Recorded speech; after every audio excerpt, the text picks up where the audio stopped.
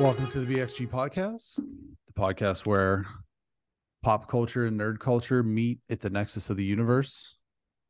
I am one of your hosts, the Alpha Donut guy, Brenton Beswick, alongside my co-host, the Cambodian killer himself, Gregory T. Filson, and the T is for turtleneck sweaters. How are you tonight, Greg? I'm okay. Yeah, it's a Monday when we're recording, so I'm already ready for the weekend. I mean, if you've ever been there before, you start your Monday and you're like, I'm good. I think the week's settled. Got everything under control. Let's get to the weekend. Everybody's That's where working I'm for at. it. Yeah, everybody's working for it. So great song. Great song. But yeah. Other than that, yeah, I'm okay. Just kind of getting the last bit of wedding things out. It's all not in our hands right now for all those asking, for all those listening, It's in caring. God's hands Uh, now. it is in God's hands, and we'll see what happens. So uh, we know we're getting married on July 1st for all those caring. We just don't know where the party, we think the party's somewhere. Our name will be in one place. Hopefully it's at that same place because that would be awkward otherwise. But yeah, so anyhow, that's kind of it. Brenton, how are you? I'm good. Whoa. Yeah, I I think know, I've ever heard right? that. Weird. Really weird. I need someone to like stab you to make sure you're sentient. Right. Just open me up and I'm mostly fungus. I Let think me see your arm, Brenton. Let me see oh, your arm. no bites. I'm all good. There you go. Did you That see, and one's healed. obviously we're um did you see that you can Google, if you Google The Last of Us, like if you Google it and then you hit, there's like a mushroom that pops up at the bottom of the Google screen. I'm actually doing it right now.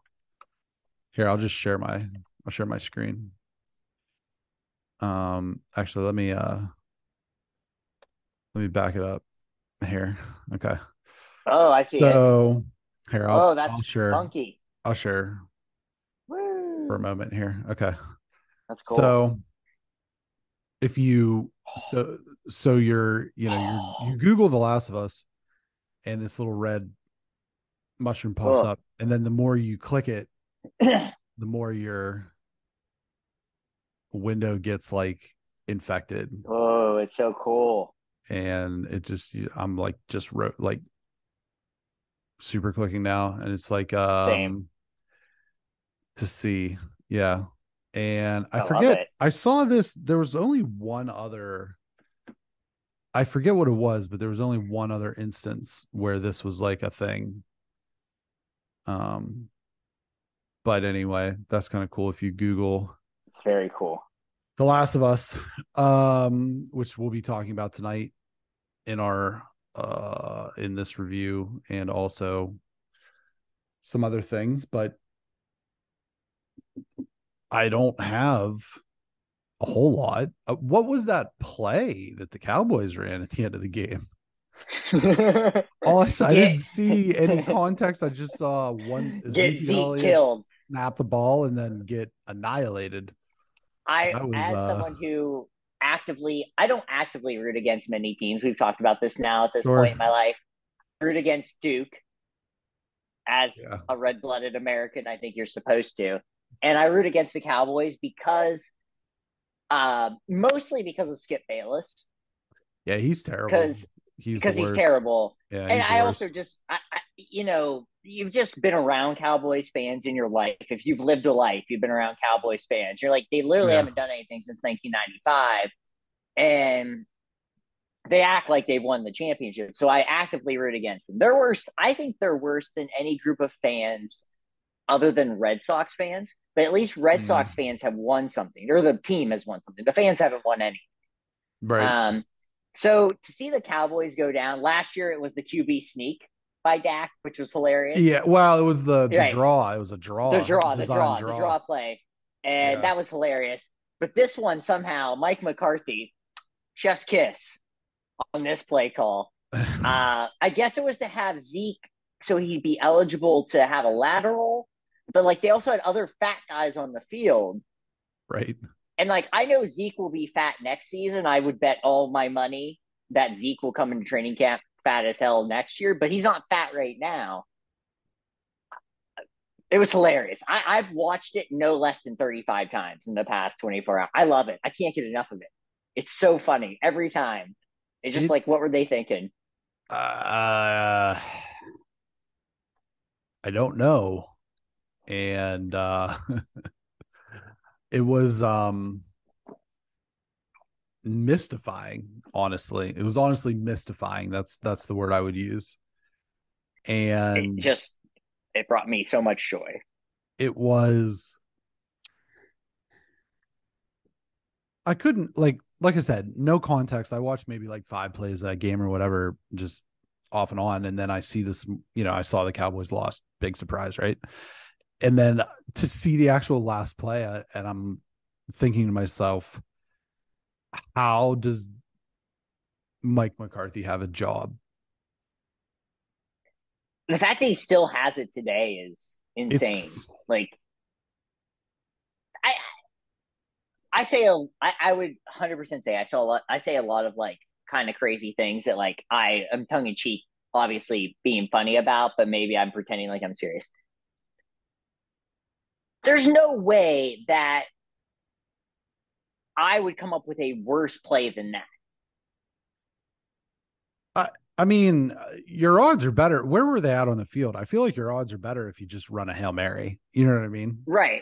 Or like you just run a normal like five Hook and ladder. linemen, Yeah. five receivers, and you just keep trying to do it with five Yeah. receivers I and your don't quarterback. So you have six players that can actually run. It was so weird. I can't imagine how that, like, when they okay, we're gonna run, whatever they call that play. We're gonna run hatchback 79-86. We've practiced this play for this moment. And they're like, the players are like, well, this is, I guess we're done now, You got to figure that they heard this play and they were like, I like you said, and they had to just be given up. Like, but poor Z. I mean, I like rocked. That Zeke dude just got getting rocked, rocked. and the receiver got rocked. Yeah. The guy, poor guys in the middle of the field, just getting. I mean, the 49ers lay it on everybody, but like here, it's just a free shot. It's stupid. Yeah, Mike real McCarthy dumb. having a job is insane, and Jerry Jones, man, what a legend. Well, and that's not even to bring in the struggles of like the kicker, which were No, Meyer, and yeah, borderline comical at this point, and all of those things. But and Dak being like the most overpaid athlete maybe in the history of time because he's done literally nothing and he makes a ton of money. He's I, won nothing. I think that there's several NBA players who, And the NBA is kind of different though. It's like that's but he's tagged as like a franchise. Like he's literally yeah, like sure, he's the guy. yeah, People look at him as the guy. He has the same amount of playoff victories as Brock Purdy. yeah, and he's started 2 playoff games, so Yeah. So that's yikes. that's where we're at. All right, I do enough love with Brock the Purdy though. Just very I hope he wins the Super Bowl. I'm rooting for the 49ers to win the Super Bowl even though I like Joe Burrow. I just think it yeah, would be that's who hilarious. I would prefer the Bengals to win, but that's neither here nor there. We'll get there in a couple weeks when we do our We annual will. Super Bowl bet with hot ones on Hot the sauce line. challenge. Yeah, hot ones on the line as we do. But I think it's time that we talk about the very important topics that we should be talking about, which is, correct me if I'm wrong, but it's Paris Fashion Week. Yeah, it is Paris And Fashion Week. a I saw 2 pictures, one of one of the Jenners with a Kylie. lion, with like a That was lion. Kylie. Okay. And Pretend. then, Let's pretend like you don't know who that is. It's Kylie. well, I don't know which one's which. I mean, Kendall is the model. Kendall is the slender, tall model, and bro, Kylie is the bro, cute. bro, I'm not that dude. Come on, So Brenton. I don't know the Ask difference Melissa. She between, would have told you. She I would don't have know the told you. difference between those two. I can tell you the difference between You Chloe. can't tell the difference between Kendall and you I can't. don't Come pay on. attention to that. Kendall is They're a not, supermodel. Kendall is a those two people supermodel. are not on my mind ever. I know That's one too of bad. them's dated, like if you put all of her boyfriends together, you'd probably have an Eastern Conference finalist. I know that, but Sure, even still, I don't know which one that is. it's So Kendall. sure, they both start with K, and their last names are both Jenner. So anyway, she's got like the lion thing, and Yeah, it's then cool. It's fake. It's like the whole thing on about well, I faux would progression. fucking hope so. Yeah, yeah. Just for Uh, anybody out there, and then opposite side of the ring in the red corner was Doja Cat. it gave me that thing where you see like all the bumps and everything. It makes you. I had that. I can't Yeah, deal with that. that one Freaked was, me it out. looked like something out of American Horror Story.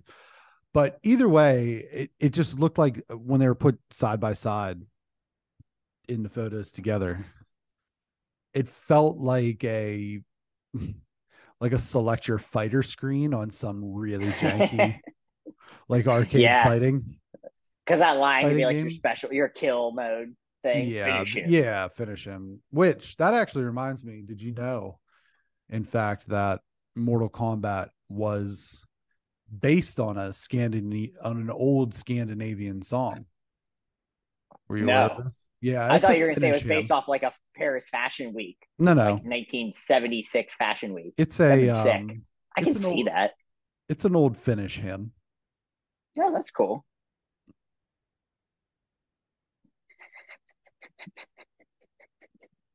It's a finish him. To finish him. Yeah. Finish him. What if instead of like tearing somebody's spine out, just like some Finnish monks came down instead? You do it long enough. I Finish. mean, Well, yeah. sure. Okay. On a serious note. However serious things get on this show. Yeah. The We're Last gonna of dive Us. into the debt ceiling. Oh, we're doing a No, debt ceiling segment. I don't. Yeah, let's talk about your local, right? Your local senator. Um, The Last of Us, episode 2, HBO. Um, Pedro Pascal, Bella Ramsey, the whole nine. We covered it pretty in depth last week as far as the who's who here. But we have episode 2 titled Save Who You Can Save. And this episode, we're going to go, we'll try to go as spoiler free as possible to start with, in case you haven't watched it just yet, which I wouldn't know what in the hell you're waiting for, but Sure. here we are. So in this episode, it really focuses on Joel, Pedro Pascal, Ellie, Bella Ramsey, and Tess, Anna Torv. And the beginning of this was a very interesting departure from the game, in which it gave us a snippet of a Indonesian doctor kind of studying one of the early cases of the outbreak and seeing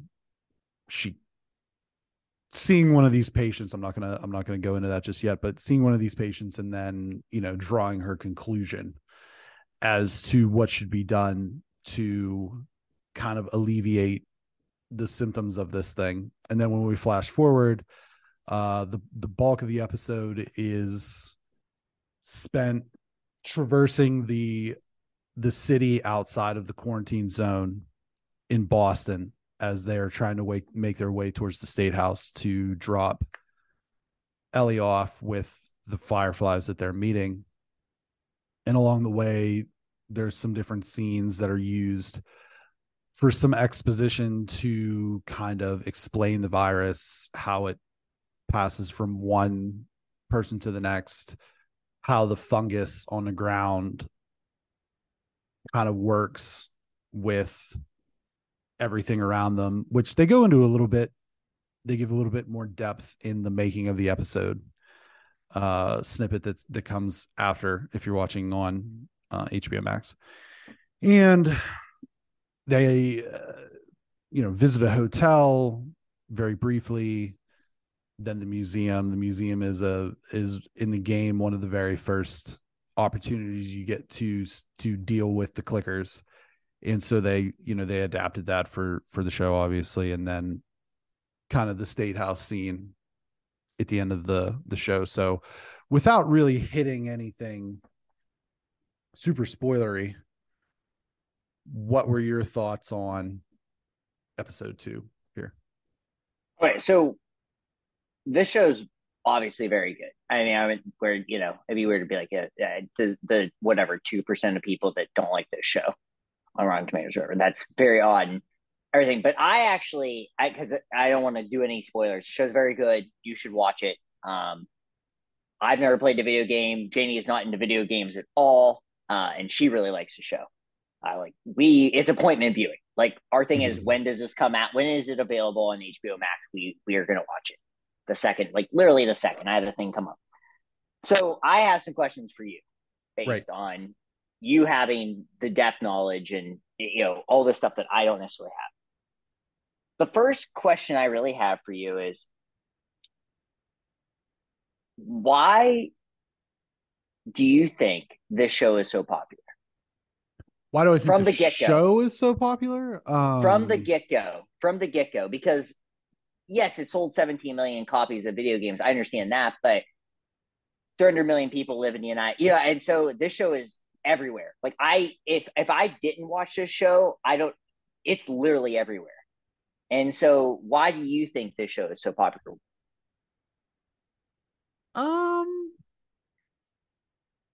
So number one, I think that star power helps. Mm-hmm. And Pedro Pascal is we've said, like, the whole Hansel thing from Zoolander. He's so hot right now, right? And in a stretch of however many years, I have IMDb up at the moment, but in the stretch of just a few years, here with I'm trying to find the exact. Okay, 2014 was really where his big run of things started, with his appearance on Game of Thrones. And since that time, obviously, The Mandalorian's huge. He was in Wonder Woman 1984, and now this. And so if you're missing one key. The Sia video, or no? What was that? Oh, I'm sorry. Wow. Oh my God. Massive talent. Yeah. The unbearable weight of massive talent. But I was thinking from the perspective of, okay, Game of Thrones, DC universe, Star Wars, and now this it hits all the notes of, kind of like nerd culture or whatever. So I think the star power helps. I think that the quote unquote zombie genre was really beat to death over the last 10 years, primarily by The Walking Dead, but other iterations as well, whether it be TV or film or even games. I think that the other thing that I think is HBO is synonymous with high quality. And if you move over to the video game space, whether it be any of the various first party studios, whether it be Santa Monica Sucker Punch, Naughty Dog, whatever, Sony first party studios are synonymous with high quality. And Naughty Dog, who made the original Last of Us and the sequel, I don't know why I phrased it that way, but Naughty Dog, who shepherded this series, is arguably the most high quality game developer in the world.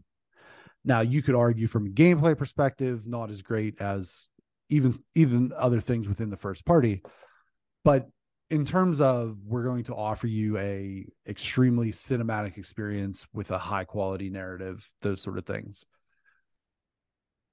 So I just feel like the weight behind just saying The Last of Us from Naughty Dog on HBO is going to get people excited. And there's enough people out there who have bought the game, played the game, whatever, to sort of, even in this, like our situation, to sort of proliferate, okay, I really love this thing. You, who is a doesn't really play video games or whatever, but can also respect a really well told story, you're gonna be into this.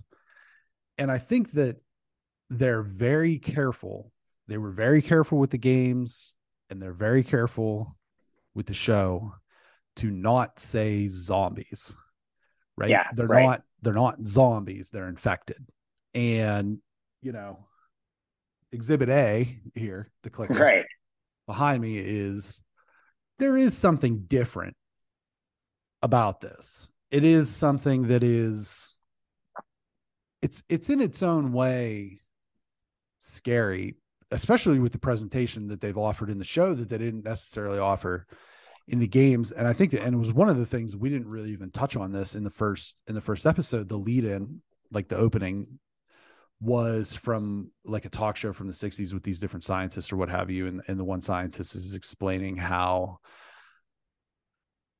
yeah, these sort of fungal, bacterial, viruses, whatever, aren't possible today. But if the climate were to like change a few degrees north, basically, if the global climate were to rise a few temperatures or a few degrees, then this could be plausible. And now here we are. And if you really think about it, that makes this all the more terrifying, right? Because Right. cordyceps is a real thing. I mean, that's we talked about, the cordyceps is a real thing found within the animal kingdom.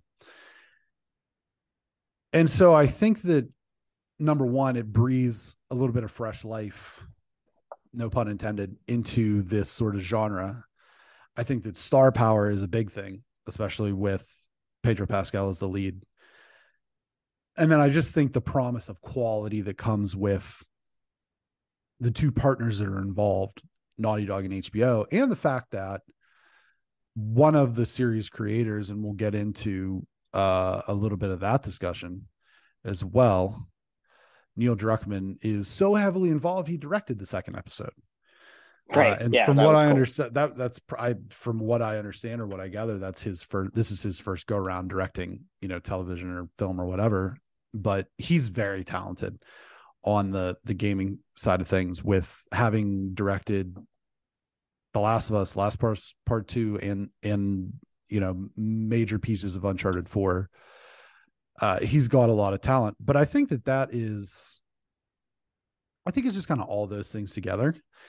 Mm. And when you put all of that quality into one box, it's gonna be good. You know what I mean? And Sure.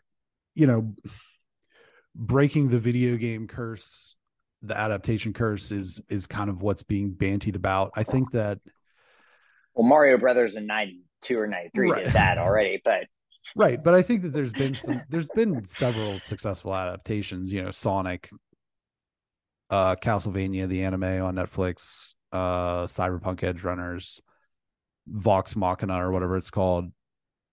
The Witcher, yeah, that's muddy because those are fantasy novels, but I need I a think that, Star Fox stop movie. it. Stop it. Love that game. Um you're getting a Star Star Fox Fox, was cool. right? Harry Styles, Star Fox? Well, I meant like not that Star Fox, Marvel Star No, Fox, no. but Yeah, you mean Fox yeah, McCloud. But I think that that was that's a it. cool game. I think that to answer your question, I just think that it's all of those things combined. And Okay. And so this leads me to just this, because you are, obviously the video game person, and like I like 90s video games, never really played much since. But does no like having the video game, this particular video game background and knowing what happens in there, mhm. does this hinder or heighten this show for you? Because I think um this show is awesome, and I'm surprised. I'm surprised. in the first episode, there were changes that were made, and I thought that they were proactive changes. I think we talked a little bit about the gas masks, some of the other things. There Mm-hmm. were some pretty substantial changes in this particular episode that they talked about in the creation of. They talked a lot about the ending sequence. They talked a lot about mm, the way that the virus is transferred via these sort of tendrils almost. They talked a lot about how, like with fungus, it's like an underground network. And if you step on a tendril here, it could wake up however many miles away. And those weren't things that were really found within the game. And they had said that part of that was that they felt from a realism standpoint that it was going to be more realistic to kind of understand these tendrils infecting you rather than just sort of spores that can kind of move around in the air sort of regardless Right. and don't necessarily stay static. So I thought that the tendrils thing and the sort of underground, one thing that they haven't shown yet, and we'll kind of get into this, is the human element threat. And I think that that will be in the upcoming episodes, but it is something that you begin to experience within the Boston area early on in the game, where to this point in the show, it's been okay. And this is kind of like know you're infected 101.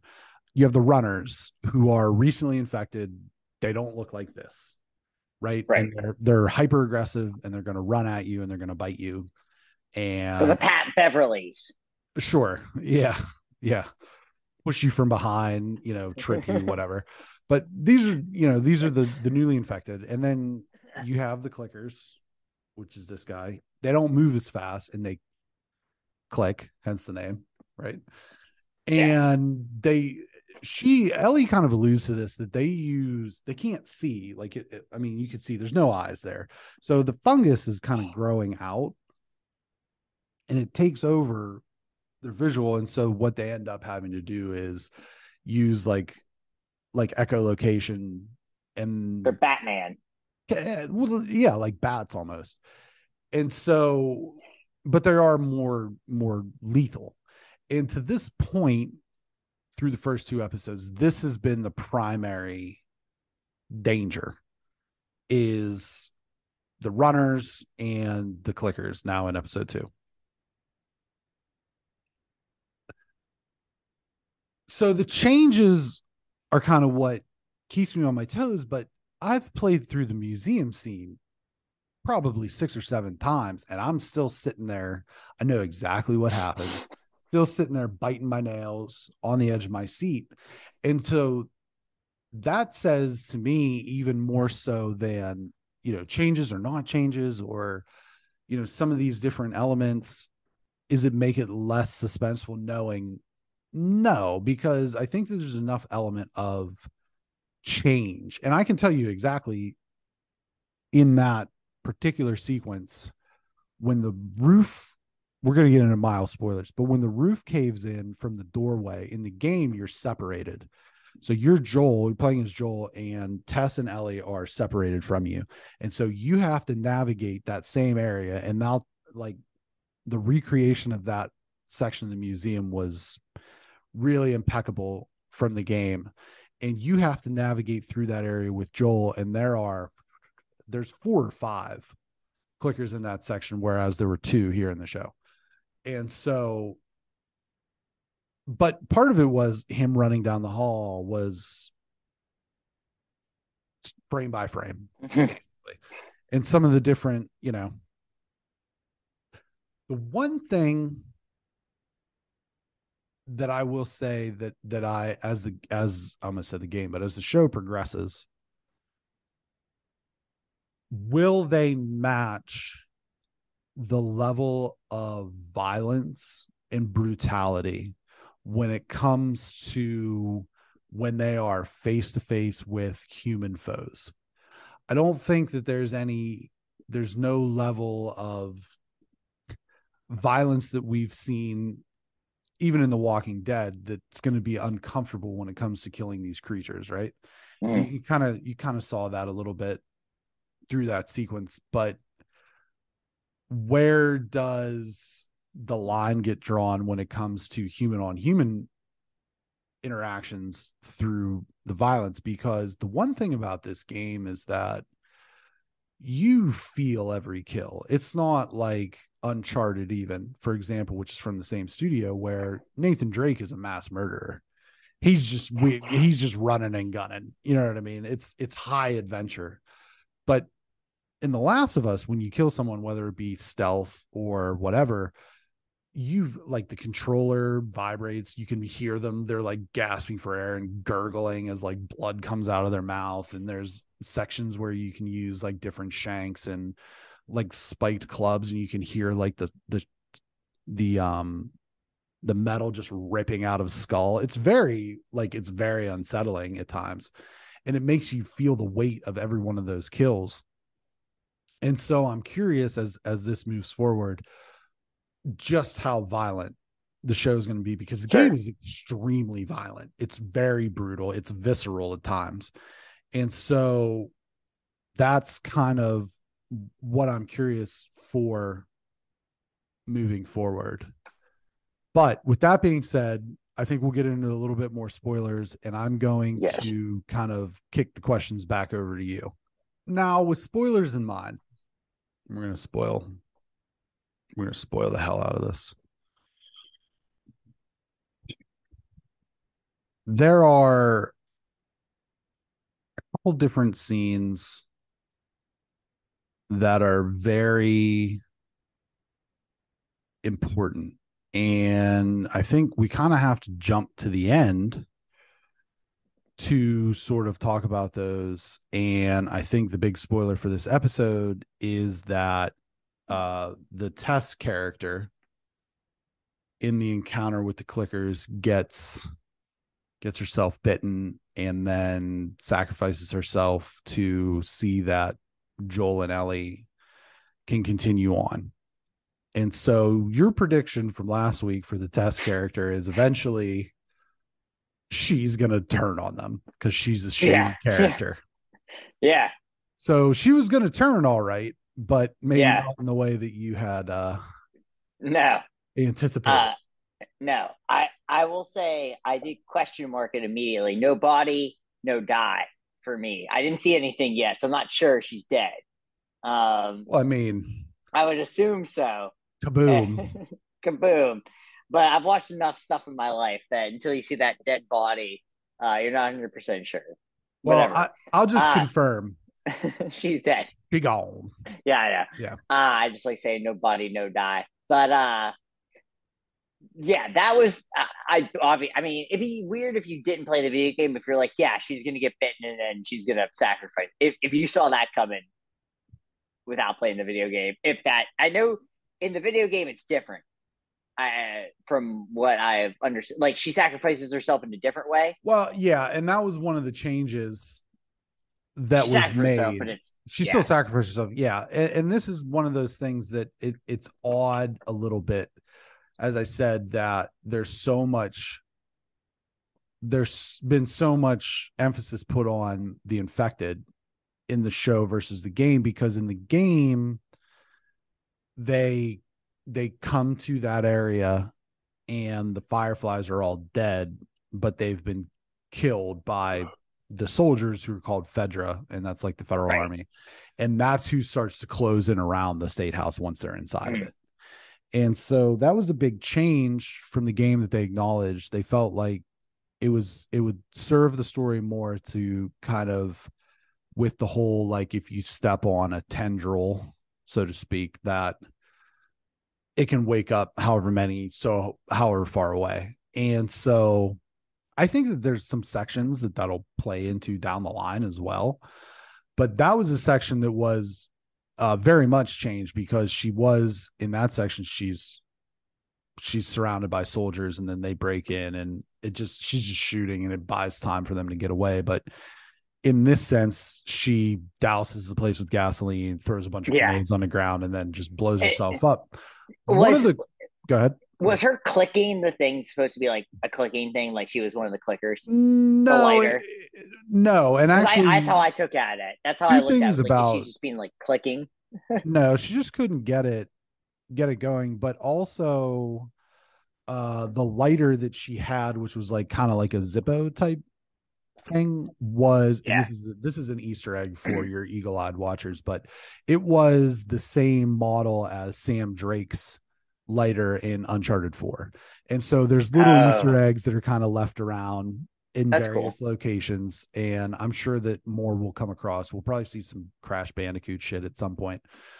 I But love if he just swings across the screen. well, I That'd be don't think sick. that's probably what's going to happen, but actually I can say, I so do this is actually play that game randomly. so here's something that, and this actually ties into this a little bit. Two of the points from this episode that I wanted to kind of touch on outside of just the story, the story arc.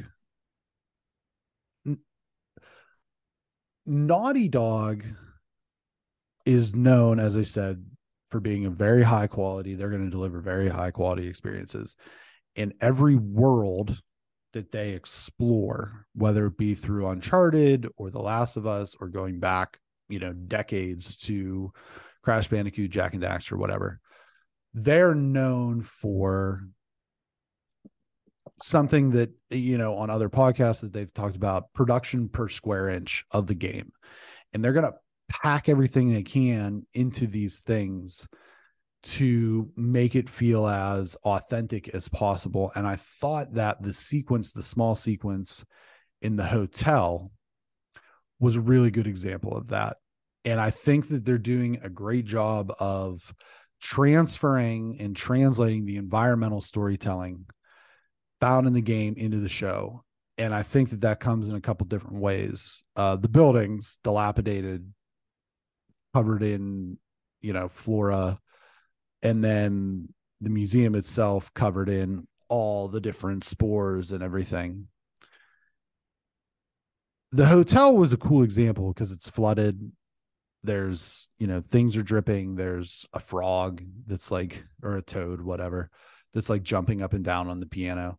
And I think that with the cinematography in this, they've done a good job of having those little breaks, even if it's just for a second here or there, to show that it's only been 20 years since the outbreak, but nature is reclaiming the lands. And they talked about some of the different aspects of like the bombings, and that was going back to the opening piece where the doctor said, they said, is there a vaccine? What's the cure? How do we treat this? And she says, there is no vaccine. What's your advice? Bomb the city. Just, Yeah. and so then flash forward, and Tess and Joel are explaining, as they're walking with a little bit of exposition, that as they come across a crater, that Boston was bombed, and it happened to most of the major cities, that they were bombed in some capacity to try to slow the spread. So talk to me about your thoughts with some of the different pieces of environmental storytelling throughout the city as they kind of traverse from where we leave them at the end of episode 1, finding their way into kind of the unpatrolled outskirts, into the hotel, the museum, the state house, and beyond. Okay. So I thought about this quite a bit. And recently in my science class, we talked about invasive species. And we had our Good time for test. that, huh? Yeah, it perfectly timed. I don't know Yeah. if the kids are watching this show. You God, I know, hope not. I don't know. I was watching NYPD Blue when I was 10, but this is what it is. That's Anyhow, network TV. This is a little bit different. Yeah, I still saw Dennis Franz's ass. And I've met Dennis Franz in person, full circle. I didn't tell him that or anything. But anyhow, uh, so anyhow, we had a test on this, and there's a picture of a golf course, and there's a person golfing, and there's two different types of grass, and there's an alligator, and this is in Florida, and it says, "What's the invasive species?" And it says, "Is it the gator, the person, the grass that's been there since forever, or this grass that a human planted?" And one of my students comes up to me, and he's like, "Well, isn't it the human?" And I said, "I can't give you the answer. Philosophers would probably say a human is the invasive species." Right. And, and if you've ever watched that show, I think it's called like After Humans or something like that, where the world is just lush and green and everything is thriving. Mm-hmm. And this is what this show looks like. Even in that environmental thing is like things are lush and green. And like, yes, there's these, people overtaken by the virus, but it's, it's nature. Yeah. And it's not, it doesn't look like Dubai. It looks like, it looks like the middle of, I mean, honestly, it looks like Juneau, Alaska, where I live, where it's just green and lush. And so I thought that was really cool of like this idea of like, okay, all these humans are dying out. And now we have plants taking over. You said the flora taking over the buildings. And so I don't know if this is the idea of the gamers or not, but in a way, it makes humans seem like the invasive species. And that the and the student that came up with this is a very smart student that asked me this question. This is his parents work at the college, stuff like this. So he was the only one that said this, and I thought that was awesome. So our future is in good hands with Liam's out there. I'll just say this, but that idea of Depends on the Liam. depends on the Liam, right? Yeah. I know two good Liams actually. I know two good Liams. And three, Liam Gallagher, Oasis. Depending on it, like the music's Debatable. good. Yeah. The music's Hey, good. The music is yeah. I said maybe. Art, not the artist. But anyhow, so I thought the idea of that was really cool. And it's like, oh, is this actually such a bad place, or is it just a bad place for humans? Right. And I think that's really cool. And I don't know if that's what the game's trying to get across or what but I like that idea of like humans being the invasive species. I think that's such a cool idea and not enough of that.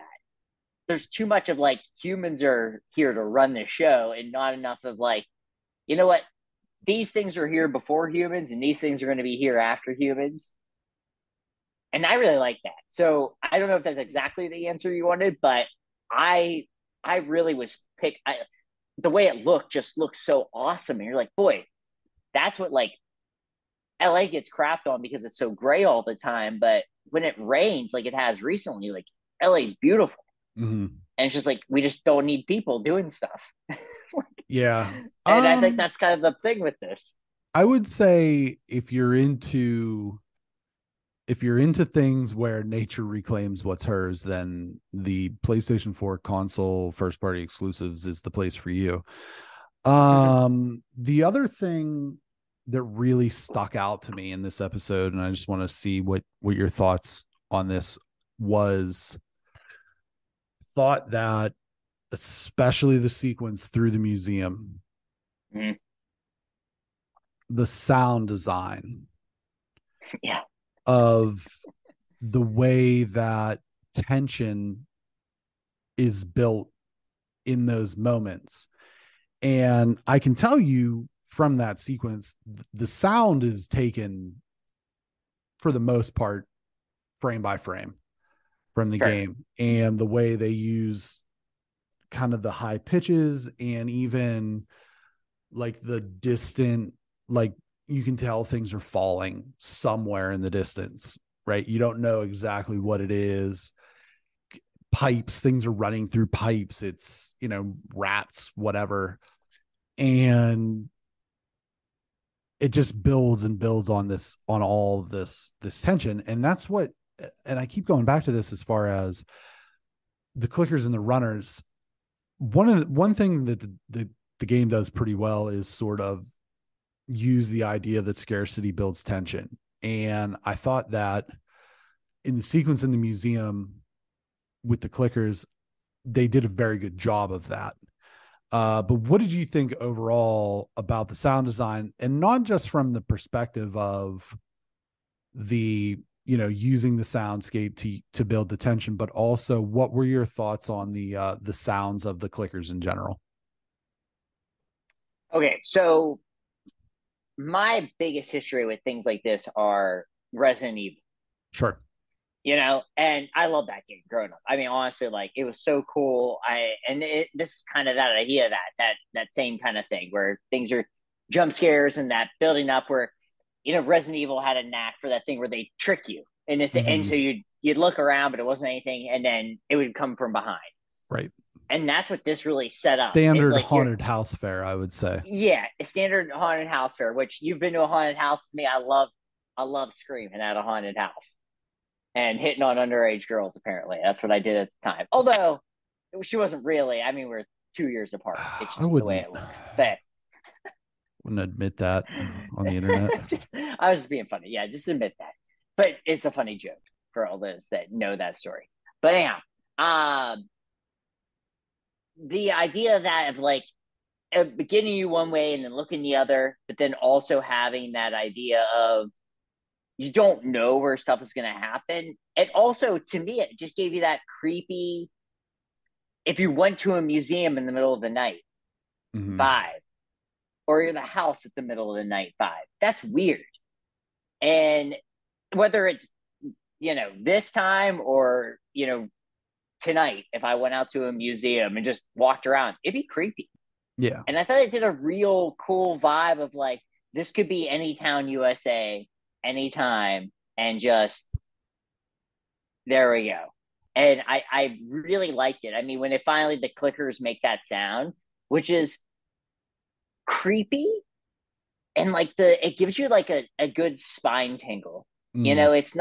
It's not over the top. It's not a screaming thing, but it's just enough to know that they're there. It's like a tapping sound, Mm-hmm. and it's just enough. I think it's so cool. Like I'm assuming the video game does the same thing, or they took it from the video So game. it is the same actors who Oh, okay, did the sound effects for the game, did the sound effects for the that's cool. clickers from the show. So there's a man and a woman All who right, who do both of the clicker that's funny. I would not audio. have known it was like actual like people doing it. That's cool. Yeah.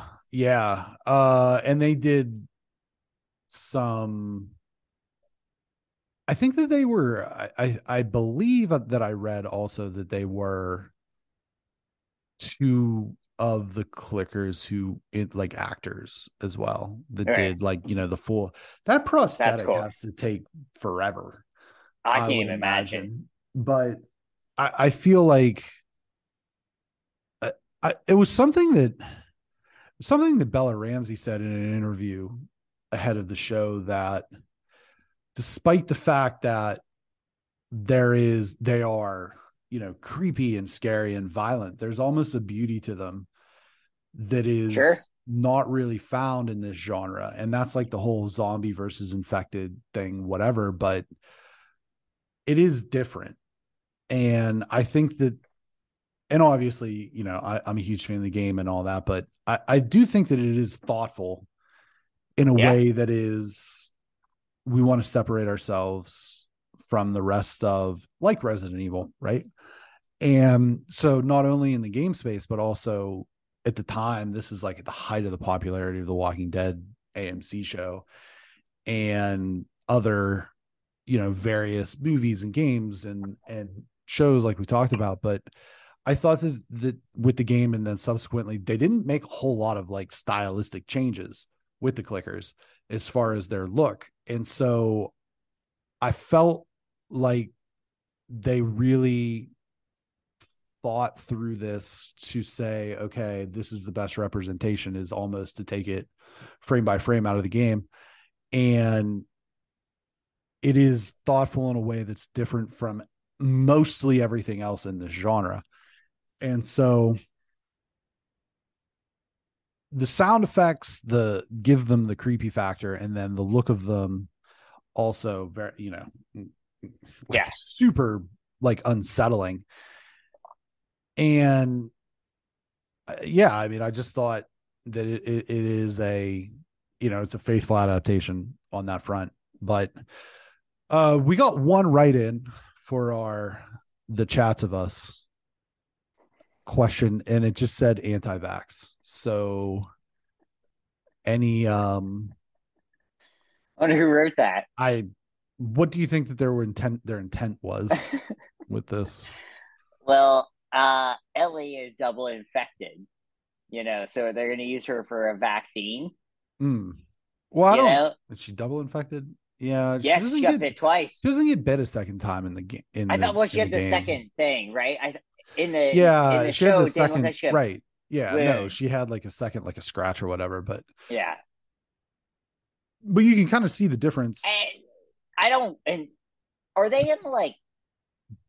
So this is my theory. Okay. I will not confirm or deny anything, and I will try Yeah, to don't. Yeah, don't. I don't be want as to. flat as Is possible. she? So I feel like eventually she's going to get captured by the government or whatever.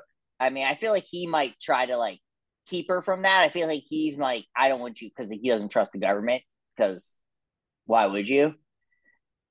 And then eventually she does get captured by the government, and then she's like a superpower person, like a superhuman, and she's like, "F this," and starts wrecking shit.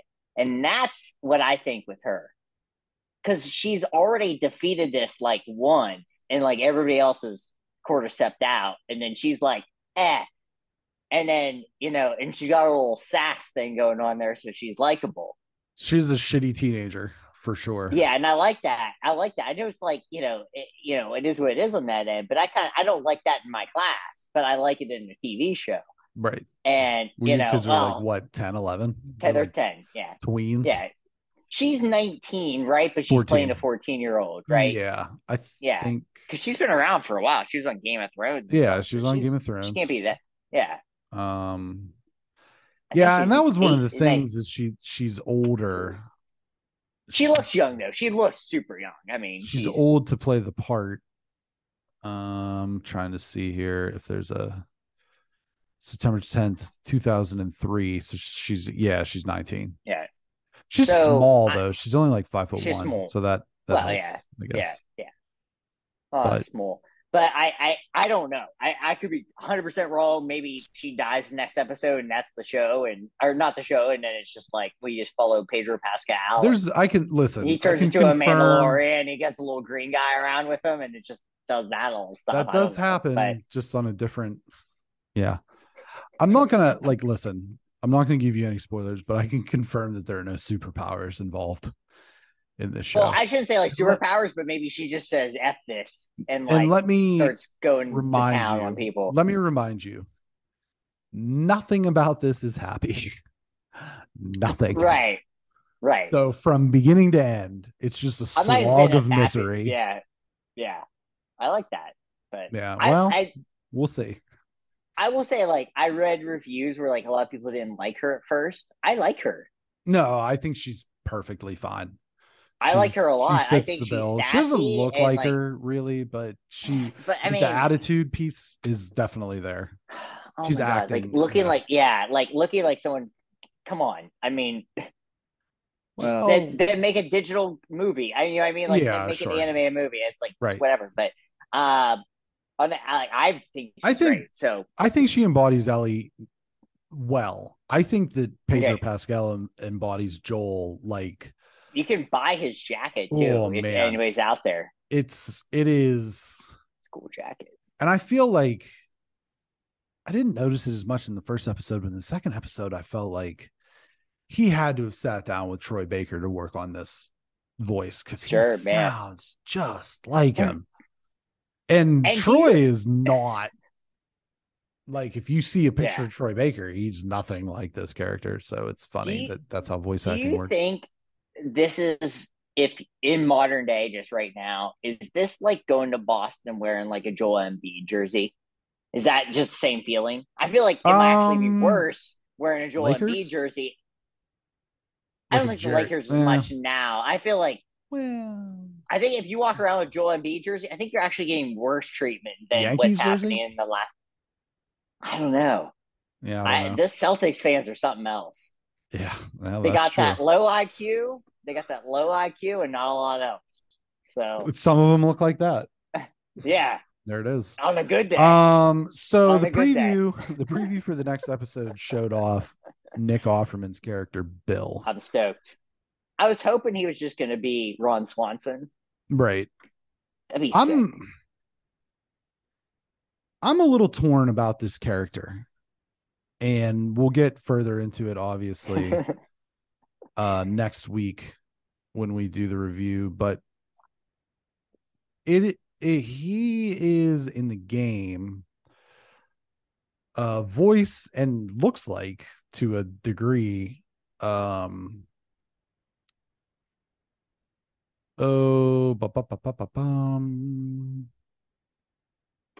W. Earl Brown. And that is the name of Dan Doherty from the TV show Deadwood. Yes. That is the actor who plays him, and he is the voice of him in the game. And I feel like the character model as well for the most part, but I know that they, for the most part, didn't recast anyone other than Marlene and the Clickers, but I feel like that was one that they probably could have kept. But again, I think star power means something, and Nick Offerman is Nick obviously Offerman's a breakfast guy. more of a name than W. Earl Brown, but I don't know. We'll see. And from the looks of it, they've made a lot of changes to this section. Sure. And so we'll kind of favorite look breakfast and item, see. Brent. Speaking of Ron Swanson, favorite breakfast item. Sausage patties. Breakfast sausage patty. Like real breakfast, not just like grab and go stuff. Yeah, because I just eat a muffin. I eat a muffin. No, I'm talking like you're on vacation. Yeah, and you're like, ooh, and you got a good buffet. I'm not talking your shit days in buffet. I'm talking like you're not you're talking not even a buffet. You're just at a nice place, a nice hotel, and you're like, I can get anything I want. Sausage what do you get? Patties. What's your order? Sausage patties. That's my number. That's my go-to. Yeah. Yeah, that's good. I don't like the links. They're a little too phallic for me. So I also don't like the texture of them. Why are they so smooth? I don't like that. I need a little bit of crisp. And that's why the patties are superior in every way. I also like bacon. Not going to lie. I love bacon. You know, dippy eggs. Who doesn't like bacon? For you Pennsylvanians out there. Dippy eggs, yeah. Dippy eggs. A little toast. Yeah. Remember they used to have that commercial? It's like part of a balanced breakfast, and it's like milk, orange juice, a banana, fruit, toast, eggs, whatever shitty sugar-filled cereal that they're 1,200 calories, balanced breakfast. Oh yeah, 12,000. 1,000 grams of sugar. Yeah, 100% part of a balanced breakfast. Who puts fucking milk and orange juice in one of those pitchers?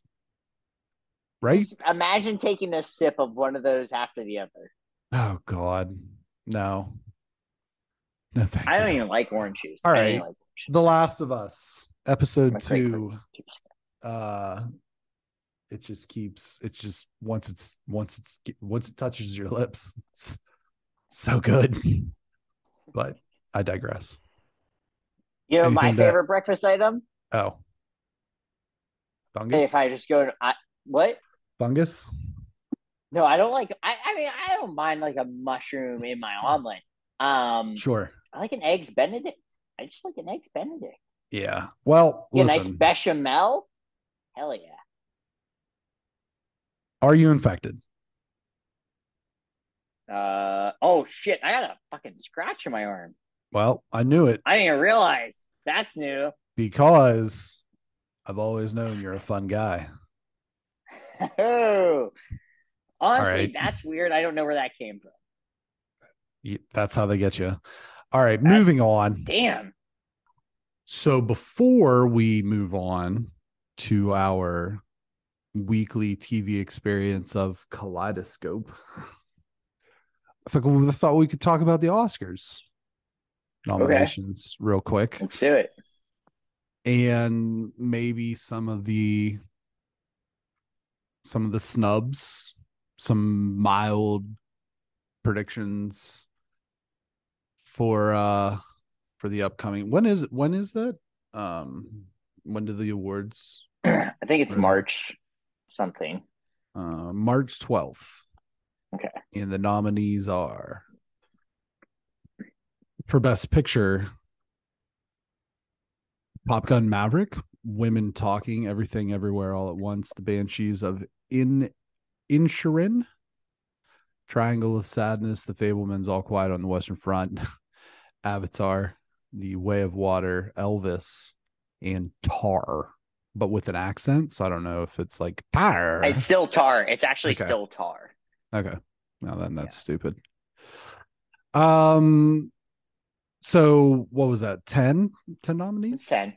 Mm-hmm. Anything that you felt, I mean, we haven't seen all of these, obviously, but No. what maybe what jumps out at you as a surprise inclusion in Best Picture, and then maybe what were some things that Um, I mean, obviously not having seen all the movies, it's sure. like, okay. I think what jumped out to me is it was definitely a very weak year for Best Picture. And what I mean is what they had, nothing jumps out at me. Mm-hmm. There's not, and I'm not, and I mean this in a way of like even years where like I thought there was a clear Best Picture and something else won. Mm-hmm. Um, this year it doesn't feel like this is 100% going to win. I have my thoughts on what's going to win based on just whatever. Mm-hmm. Um, but I don't think there's like the picture I think should win. There's the picture I by the like Academy will pick just based on how they do things. Yeah. So for me, I think it just wasn't a strong year for these movies. I'm not saying it was a bad year for movies because I think there was actually good movies Sure. that just didn't necessarily get nominated. The One of my Batman. the Batman, yeah. I mean, to me, it was like the Batman was the number one exclusion for Best Picture, and Yeah. and I say this because I'm sure All Quiet on the Western Front is a good movie, and I may watch it at some point, but we've seen that movie before, even if we've never seen that movie before. And a war movie comes out every 2 years, and honestly, it looks basically the same. 1917 had that long standing shot that we found out wasn't even one shot. They made it seem like it, and then we found that it wasn't. There's other movies that do the same thing, and that's fine. But we're not doing anything new. And so to put the Batman in there, I don't want to sound weird, but like, does that make up for the fact that The Dark Knight didn't get nominated when it definitely should have? Mm. The Dark Knight could have been argued was the actually best movie that came out that year, and not just because I'm a Batman person or a comic book person. That movie was awesome, and the Batman was a great movie. I mean, the Batman. I don't. It was it my favorite movie. I don't know. It's hard for me to like. I honestly liked a bunch of different movies this year, and I will say I think only one of the movies that I liked this year made the top, like really, really liked. I like Banshees fine, but I mean, I love Top Gun. I thought that movie was great. And Top Gun literally was the reason that brought people back to the movies. It did. It just, by all accounts, it was the first movie that said, we're back. And Uh Spider-Man? I mean, Top Gun, though, like exceeded all expectations. It was one of those things that like Spider Man brought a lot of people back, but I mean, Top Gun hit all these records. I mean, it was crazy. So Spider Man was great and did that, but Top Gun exceeded even beyond that. But then there's a movie like I said, All Quiet on the Western Front or Tar. Those are probably awesome, like great movies, technically great movies. A through Z hits all the points. But then there's like a movie I'm going to mention, and I can do it now, but I was going to mention Vengeance, BJ Novak. This movie, if you haven't seen it, anyone, and it's out there, it's on Prime. It's amazing. It's so high concept and so well done, and I can't recommend it enough. Uh, and then the menu, that movie, I think should have been. It was so different and weird. It just it feels like we're literally just putting movies now in that are just fit a certain theme. I was surprised to see Triangle of Sadness because that movie actually is weird. To see that get nominated was cool because we really liked it, but was it a best picture? I don't know. We really liked it, but that doesn't, it doesn't necessarily mean it was best picture. So for me, I think it was just the nominees themselves don't stick out to me as great movies, other than I just really enjoyed Top Gun. I will say that. I mean, How everyone knows many that. I think that. how many of these did you see? So saw Top Top Gun, Gun, Banshees, Triangle of Banshees, Sadness. Did you see Triangle of Fablemans? Sadness. I haven't seen the Fablemans yet. Okay. Um, Elvis. let me look at everything. I El- got like Elvis. Elvis, saw Elvis. Yeah. Okay, yeah. So yeah, Top Gun, Banshees, Triangle of Sadness, Elvis. So I mean, my Half. Was goal that is to about half? about half. And for somebody who doesn't get paid to see these movies, I think that's pretty good. I mean, Sure. The uh, one that sticks out, and I we did this last year where we tried to watch a lot of the Oscar movies as a run up. mhm, We didn't catch all of them, but I think that with many of these being available or having will be available by March, I think maybe we'll try that again. And the one sure. movie that I've wanted to see since I laid eyes on it was Everything Everywhere All at Once. Hmm. And I believe at least two of these, including that one and then Banshees, are both A24 Hmm. movies. And I think that that's really cool because when it comes to the box office, Disney has such a triangle chokehold on box office success, right? Hmm. So to see kind of this smaller publisher. Move on real quick. Best actor, Brendan Fraser, Austin Butler, Colin Farrell, Bill Nye, Paul Mescal. Bill Anything? Nighy. Bill Nighy. Sure. It's not Bill, Bill Nye. Bill Nighy, the science guy Yeah. he. Um, And then the he. I will say the thing that I mean, I would say Bill Nighy and Paul Mescal were just surprising to me. I don't. Like I said, I had mentioned like Tom Cruise. I mean, I don't know if he should have been nominated. It feels weird to put Paul Mescal in there. I mean, it's a movie I literally had never heard of until this happened. So that's very weird. I mean, all those Best Picture nominees I heard of at least. Right. Um, the Paul Mescal thing almost seems like because he's kind of an it guy, like he's dating people, like he's dating famous people. So I don't know. I'll just say, I mean, I think Austin Butler's going to win. Mm. I just do. But I'll tell you right now, and if you see my Instagram story on, if you checked it out on Wednesday when we record this, someone needs to slap that fucking voice out of his mouth, though. Because I'm Thanks. tired of him talking like it. I'm sick of it. Like, he was good as Elvis, and that movie's fucking crazy and definitely shouldn't be nominated for Best Picture. Tom Hanks is terrible in it, but he's good in it. And I don't want to take away from Austin Butler being good in that movie, but yeah, Will Smith needs to smack that fucking Oh, voice out of his mouth, is what needs to oh, happen. Because it's so annoying. It's so annoying that he keeps bro. talking like that. Yeah, I think he'll win. I think he should win. He's good as Elvis, and he sort of sings some of it. This isn't a Freddie Mercury, Rami, Rami Malek. Yeah. Malik who doesn't sing anything Right. situation. So I understand you can't sing like Elvis, but he at least does some of it, and that's cool. So, what about you? Anything? I no, I don't have Did you a see Elvis, Brendan? no, I don't have You any should check it interest out. in. I have no It's interest worth in seeing watching. that at It's all. it's fucking crazy, Brendan. Nah, You'd I'm like it cool. because it's so crazy. Nah, I'm good. I don't know. I think Brendan Fraser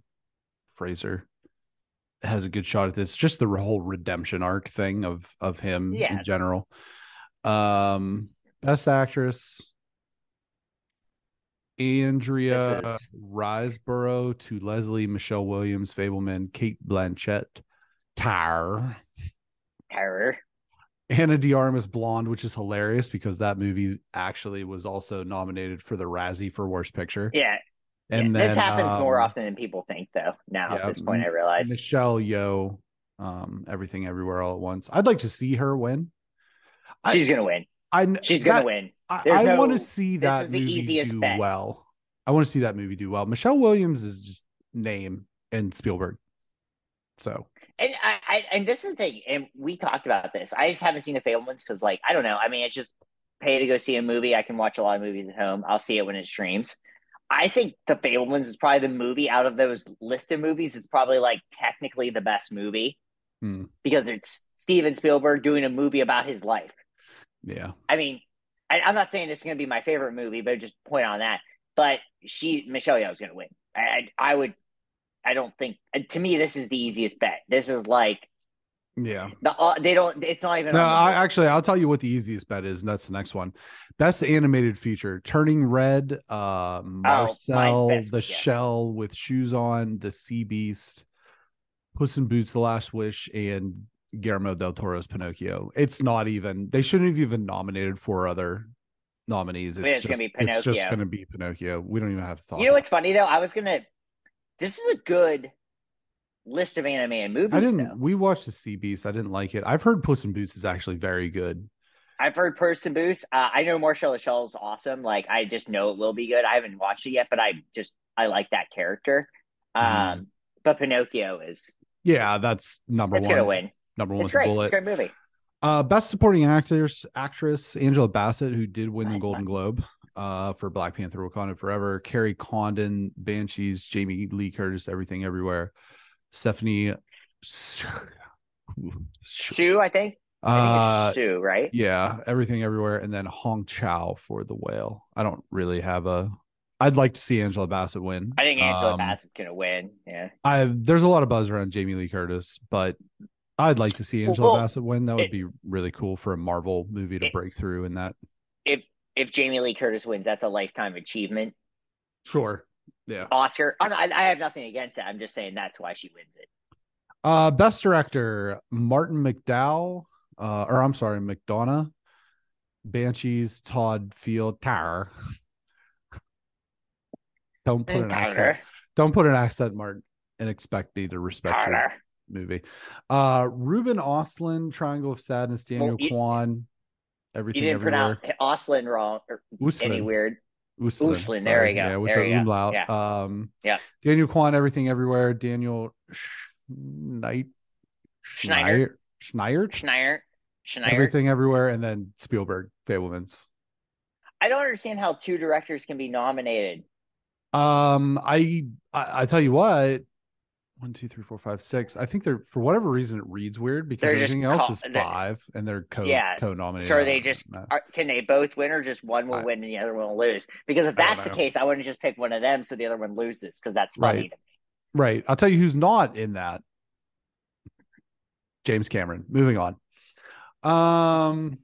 Best supporting actor: Brendan Gleeson, Brian Banshees, Brian Tyree Henry, Causeway, Judd Hirsch, Fablemans, Barry Keegan, Banshees, Hui Kwan, Everything Everywhere All at Once. This is I, I got I'd love to on see. this one. I would love to see Brendan Gleeson win Oh, an same. Oscar because Yeah. what a like he's such a that guy. You know what I mean? Yeah. But he's been in huge movies.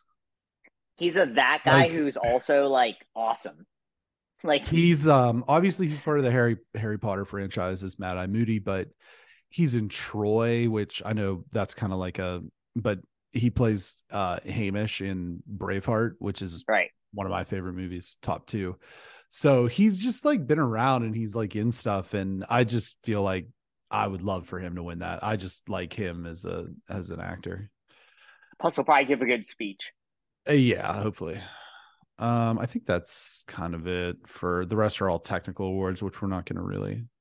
I will just say, I will say, sorry. Best sound no. is a good quintet: Elvis, Top Oh Gun, yeah, All that was Quiet, great. Yeah, Avatar, The Batman.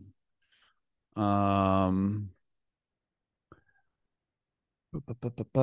just kind of going back through best costume, best makeup and I hairstyle. I would say I like best Batman. makeup and hairstyling is a good one Yeah. too. It's Best always a fun. cinematography. I, I'm a sucker for the underrated awards.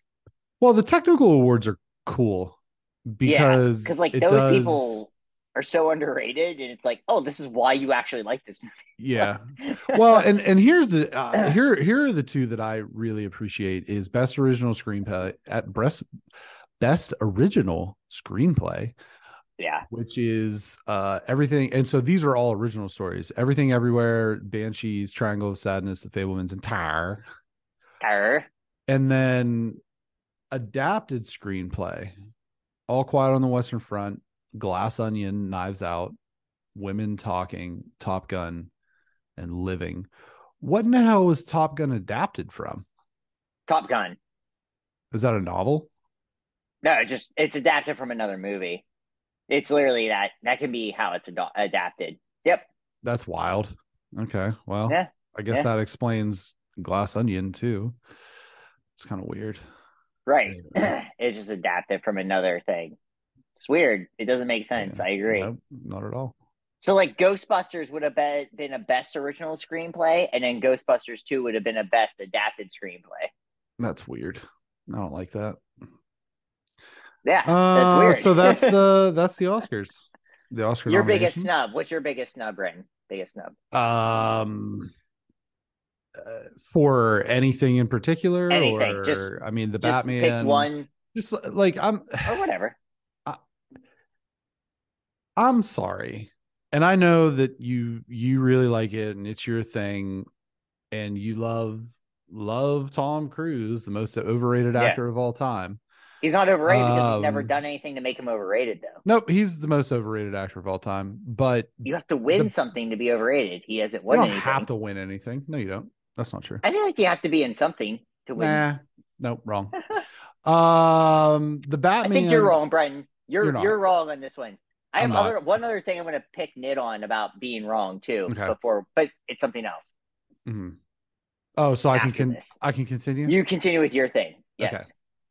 you're wrong.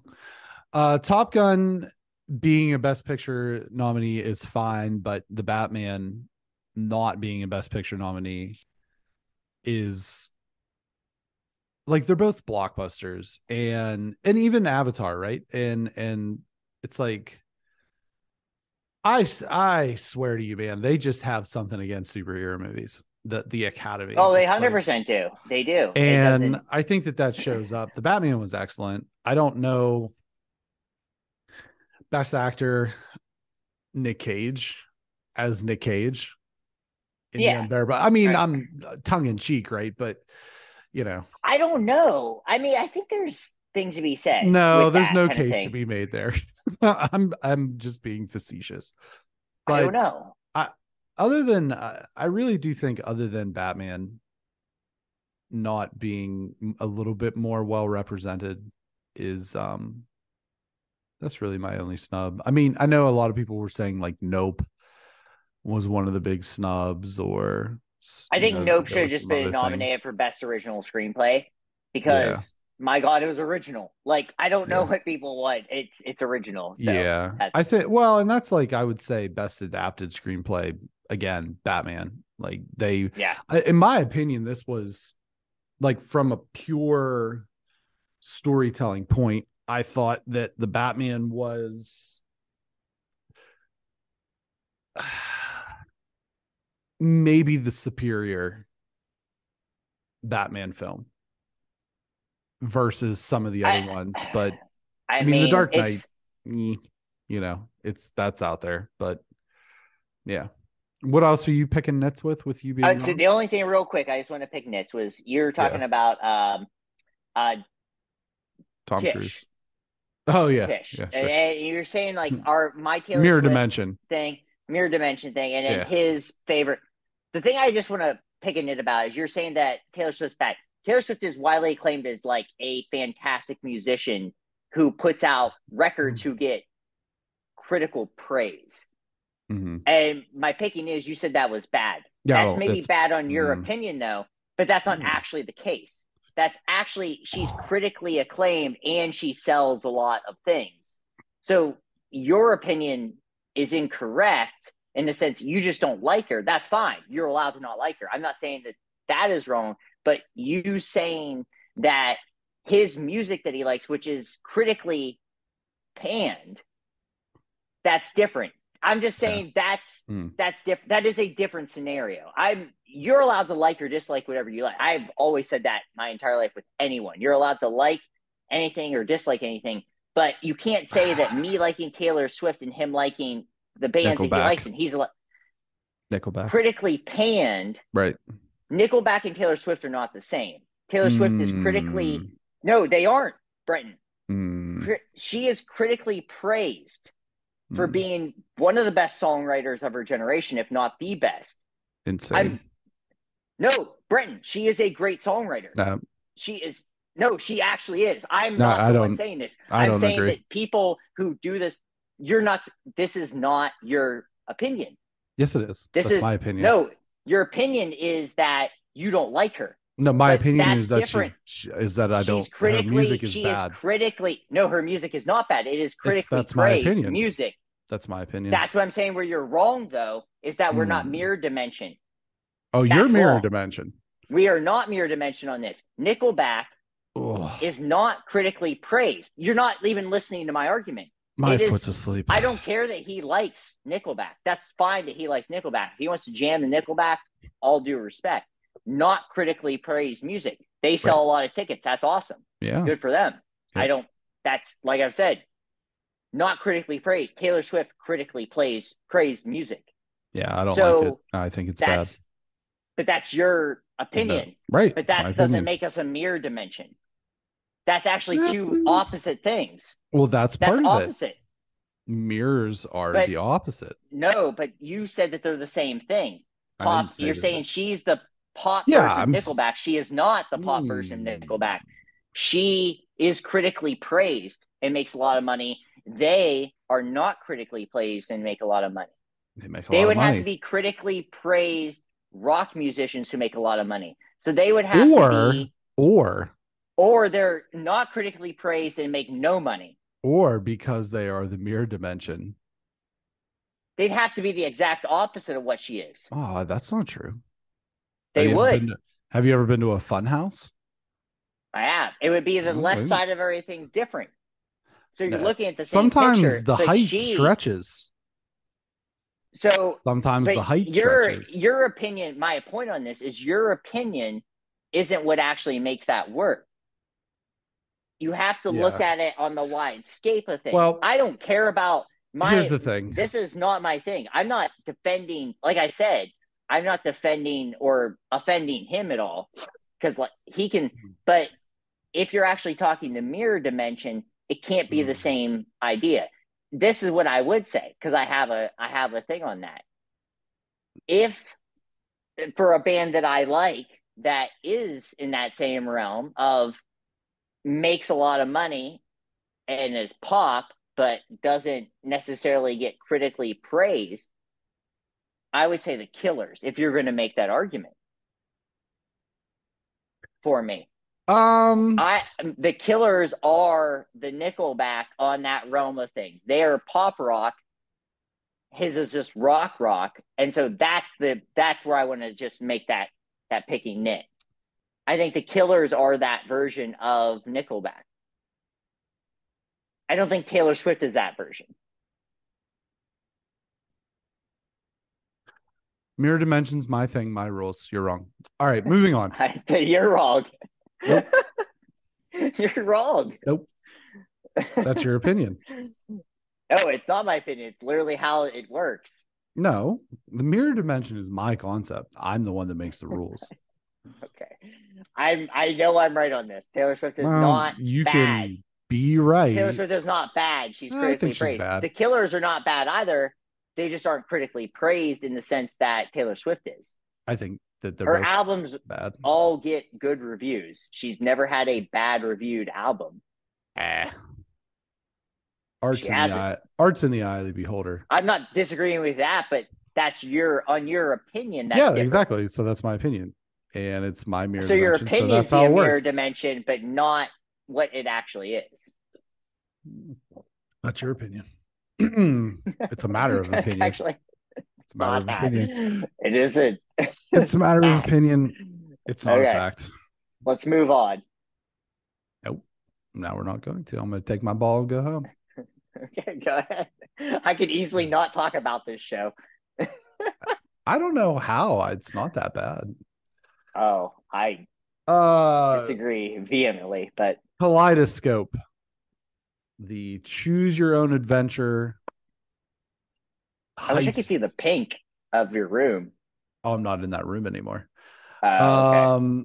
The choose your own adventure heist series in which you can watch in any episode in any order, and the rules are all made up and the points don't matter. Starring Right. Exactly. Giancarlo Esposito, not Giancarlo Stanton, Certainly. and a bunch of other folks. And so the first episode we watched was the green episode. They break out of jail. Okay. And then this episode is the pink that we chose was the pink episode, which takes place 6 months after the heist.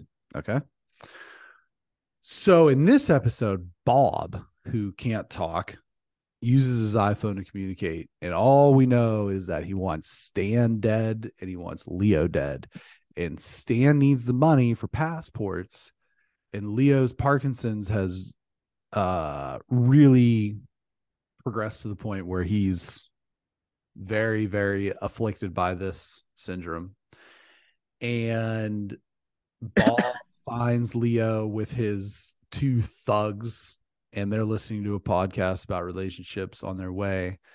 And then Leo has Ava kind of take everybody out, but not quick enough. And so then Bob kind of ties them all up, and he's going to get Stan. And then Leo and Ava break free, and there's shots fired, but Ava takes two to the chest, and Leo uses a pocket knife to kill the guy in the yellow coat, the man in the yellow coat, not to be confused, the man in the yellow hat. Meanwhile, Bob, who was cleaned by grandma, is on his way to South Carolina to meet up with Judy and Stan, and he's gonna take back Judy. He's gonna kill Stan, but instead he wanders out onto the beach and gets shot up by a bunch of FBI agents. And then at the end of it, Leo's walking under a bridge, and somebody just comes up from behind him and shoots him in the head. So I guess this is the last episode. Yeah. Okay. So Do you know what the problem with this show is? go ahead. The stink of Netflix. It's the Netflix stink. Okay. And it is because I think that this show actually is a really interesting concept. And it does, in my opinion, it does many things right. But the biggest problem is that none of the people that are acting well. And with that being said, I will turn things over to you. I will. Yeah. Okay. You didn't steal the words out of my mouth, but you're hitting. We're both playing in the same ballpark here. Okay. So the biggest problem that I have with this show, other than the Netflix thing, which is it's raunchy, it's bad. It's this thing. You accidentally left Chinese food in your fridge over winter break, and you came back, and your refrigerator shut down halfway through that winter break. So there's that. But the thing that I have, and we've only seen what we think is kind of the beginning, and then what we think is the end. Right. These people are dumb as fuck. Like, they're the dumbest people in the room at any time. All these people that we assume are probably part of this. Yeah. And I had said this last week about you have to be able to sell me a 92 Corolla. You know, like, and I wouldn't trust these people to sell me a brand new Mercedes. They're all so dumb. And if it's a heist movie, you should be smart. Right. Like, at least appear to be smart. You don't have to actually be smart. It's like Brad Pitt's character in Ocean's movies. I don't know if he's actually smart, but he's so slick that it doesn't matter. And there's nobody slick in this show. I'm sorry. There's nothing here that makes me think that these guys could do anything. And so the idea that they pulled off this heist, I mean, the only thing I can really come up with when we actually get to what the heist is the place they were taking money from. These people all must just be children with there's triplets. Problems. Yeah, with there's problems. Triplets. Yeah. And then there's other people. And then the other thing is that, and we've talked about Giancarlo Esposito being good in Breaking Bad. And when I say Breaking Bad, I want this as canon for the rest of our show. When I say Breaking Bad, I consider that a multiverse. So Breaking Bad, Better Call Saul. Well, I don't know if multiverse else, is like a whole, like a universe. It's its own cinematic universe. It's its own thing. So El Camino. just in case somebody says like, well, what about Better? I'm talking Breaking Bad is the show this all comes from. So right, the BBU. Yeah, there you go. Breaking Bad universe. So when I say that, he's great in that show. And he's good in some things. Yeah. He is not good in this show. Boys. He's really selling me on the Parkinson's thing. He is not. Okay. Are you saying he has a shaky performance? I would say Michael J. Fox thinks is a little over the top. So, hey, okay. Michael J. Fox made fun of himself on Curb Your Enthusiasm. Fair enough. So if Michael J. Fox wants to come on this show, that'd be great.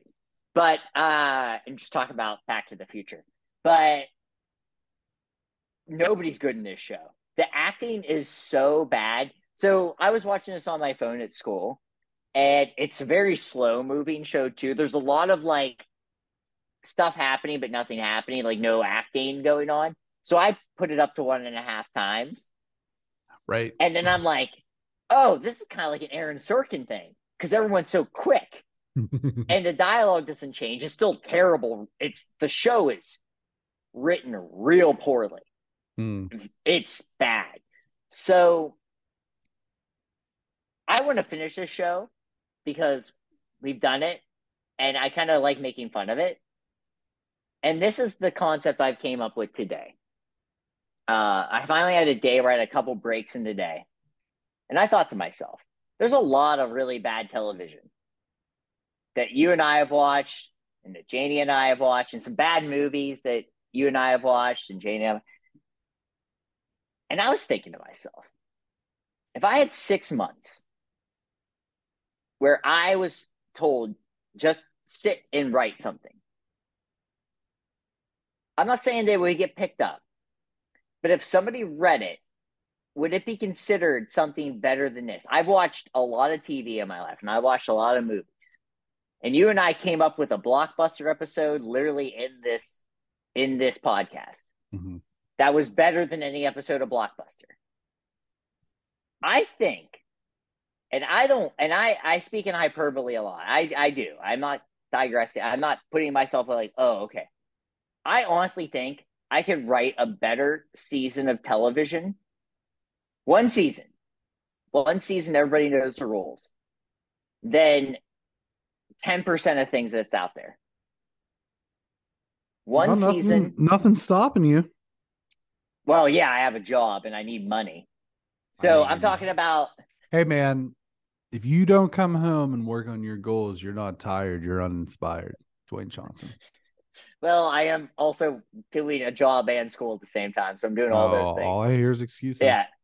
Yeah, but sure. But what I mean is I have to actually have that dedicated 8-hour workday that writers get. They get these advances to do these kind of things.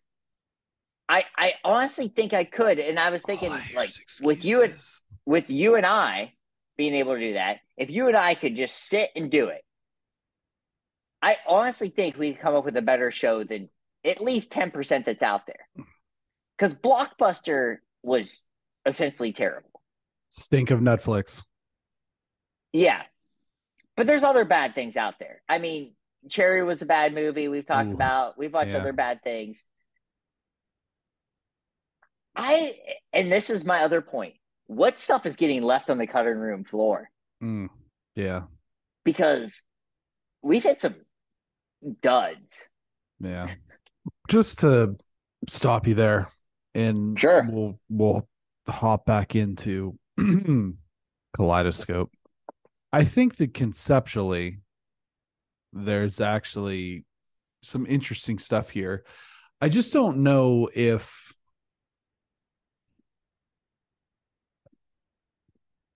I think this works well kind of when they do this a lot in movies. Not so much like the whole choose your own adventure aspect, but the thought of um here's these characters and we're going to jump forward and backwards in time, and we're going to meet in the middle essentially at the end. And there's a lot of, I think 7 pounds is one of those. Memento obviously is a great example of that sort of storytelling. I think that this works better in a smaller experience instead Yes. of, this is what, 8 or 9 episodes and they're all around an hour. That's, I think, too long. I think that this would be better in smaller chunks, maybe 6 half-hour episodes rather than jump Yes. into this whole 9 hour thing, because I think that, like, like I pointed out in the summary, that this seems like it was probably designed to be the last episode to a certain extent. It feels like there are, and we said from the top, we said there's all these suggested orders online that you go in, and it's like start with green and then go to this one and blah blah blah. We are intentionally picking like a batshit crazy order, and I feel like there was a lot of emotional payoff in this particular episode, that because we lack the context of everything that comes before this, other than the prison break and he calls his daughter Squirrel, there's no weight to it. And that's where I think that part of the, like, conceptually it's interesting, but when you go on this path like this, it kind of reduces the weight of some of those moments. And this is all regardless of whether the writing's good or bad or the acting's good or bad. It's just conceptually speaking. And I think that it's a hard sell moving this forward for me to convince me that this is good. But we decided to do this undertaking, and so here we are. But I don't know. I think that some of the things, like I said, I think some of the things they've gotten right, but it's just really bogged down by underwhelming performances to the point that it's almost comical. But there's even funny moments. Like, I found it funny when Bob and his two thugs are like listening to this relationship podcast. Like, that's something that I feel they got right, because that was, or when he's trying to do the text to talk and has to go through all these ads. Like, that was actually really funny. Like it, but even in the sense of, wow, that's really funny, but that sequence was so serious that adding that levity made it almost weird. I think that moving that to a different sequence when he's maybe with the guy in the prison or whatever, that lands a little bit better. But at that time it was like, that's funny, but it's kind of like, not the right place, not the right time. Right. So I think that there are things in this thus far after 2 episodes that conceptually are interesting. I think Giancarlo Esposito's fine so far. I differ with you on that, but the rest of the performances are just extremely, extremely underwhelming. And it's going to be potentially a slog. So I would ask this question. We've never faced this before where we were doing a weekly thing. And I mean, the case could be made for the Rings of Power, but at what point do we just cut our losses and say this, it's a sunk cost? How many episodes before we go, okay, I think we have to see enough the is heist. enough? I think our next episode should be whatever the heist is. Okay, so I think that's white. It's either white or black. So I think that's whatever because I think we have to see how they do the heist. Hmm. Because You I'm a don't want to sucker see for any build up. No build up. no, I don't care You about don't want build to up see because I the feel the planning build. phases. I think that's going to make me angry. Okay, fair enough. I really do because they're so dumb. They're so dumb. Right. And so they're going to pretend to be smart, and that's going to make me angrier. Hmm. That's I think the problem was that heist in Andor Yeah, sure. was so good. Mm. I know I reference Mm. Oceans, and that's the pinnacle. That is literally as good as that kind of thing gets. But The Andor, Sting. I mean, the well, Sting. I mean, in like recent memory, the Sting Okay, is. fair enough.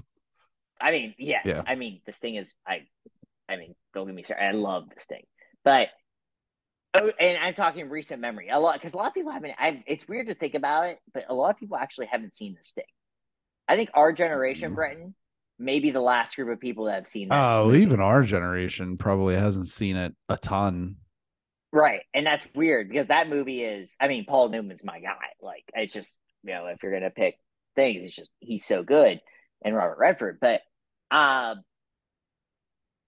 because Jane's never seen a Sting. I mean, And it's she's a not. It's a movie movie. from 1973, so it's not like it was made 11 years before I was born. Right. So, But what and I'm saying, it's there's still a great, oh no, it's an awesome movie. It was great my movie. my Yeah. dad's favorite movie.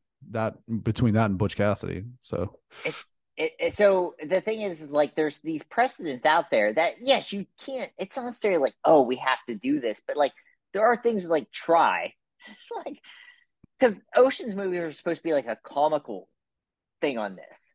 And yeah, then, sure. Mm-hmm. and then like James Bond, there's heisty things in it. And an Andor is supposed to be like a technically perfect thing, which they nailed.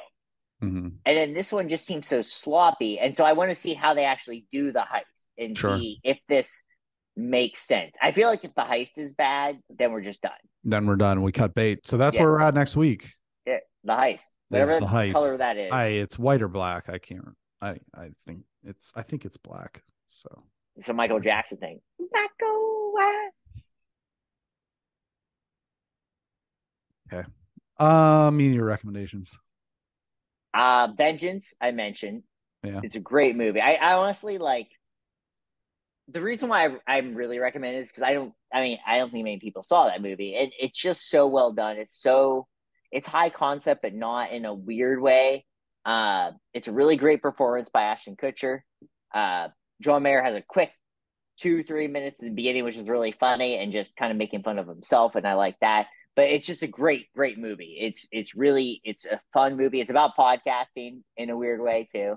And then I gotta double check the name of the movie real quick. It's Conan's documentary. But I just want to make sure I have the actual name correct. Conan Can't Stop came out about 10 years ago. I had never seen it for whatever reason, and it's about when he lost his Tonight Show gig to Jay Right. Leno again, and then he couldn't actually do anything for 6 months, and so he went on tour. It's great, and Conan. David Letterman's my favorite late night talk show host, and he'll never be duplicated in my context. But Conan is very, very good in that kind of vein of things.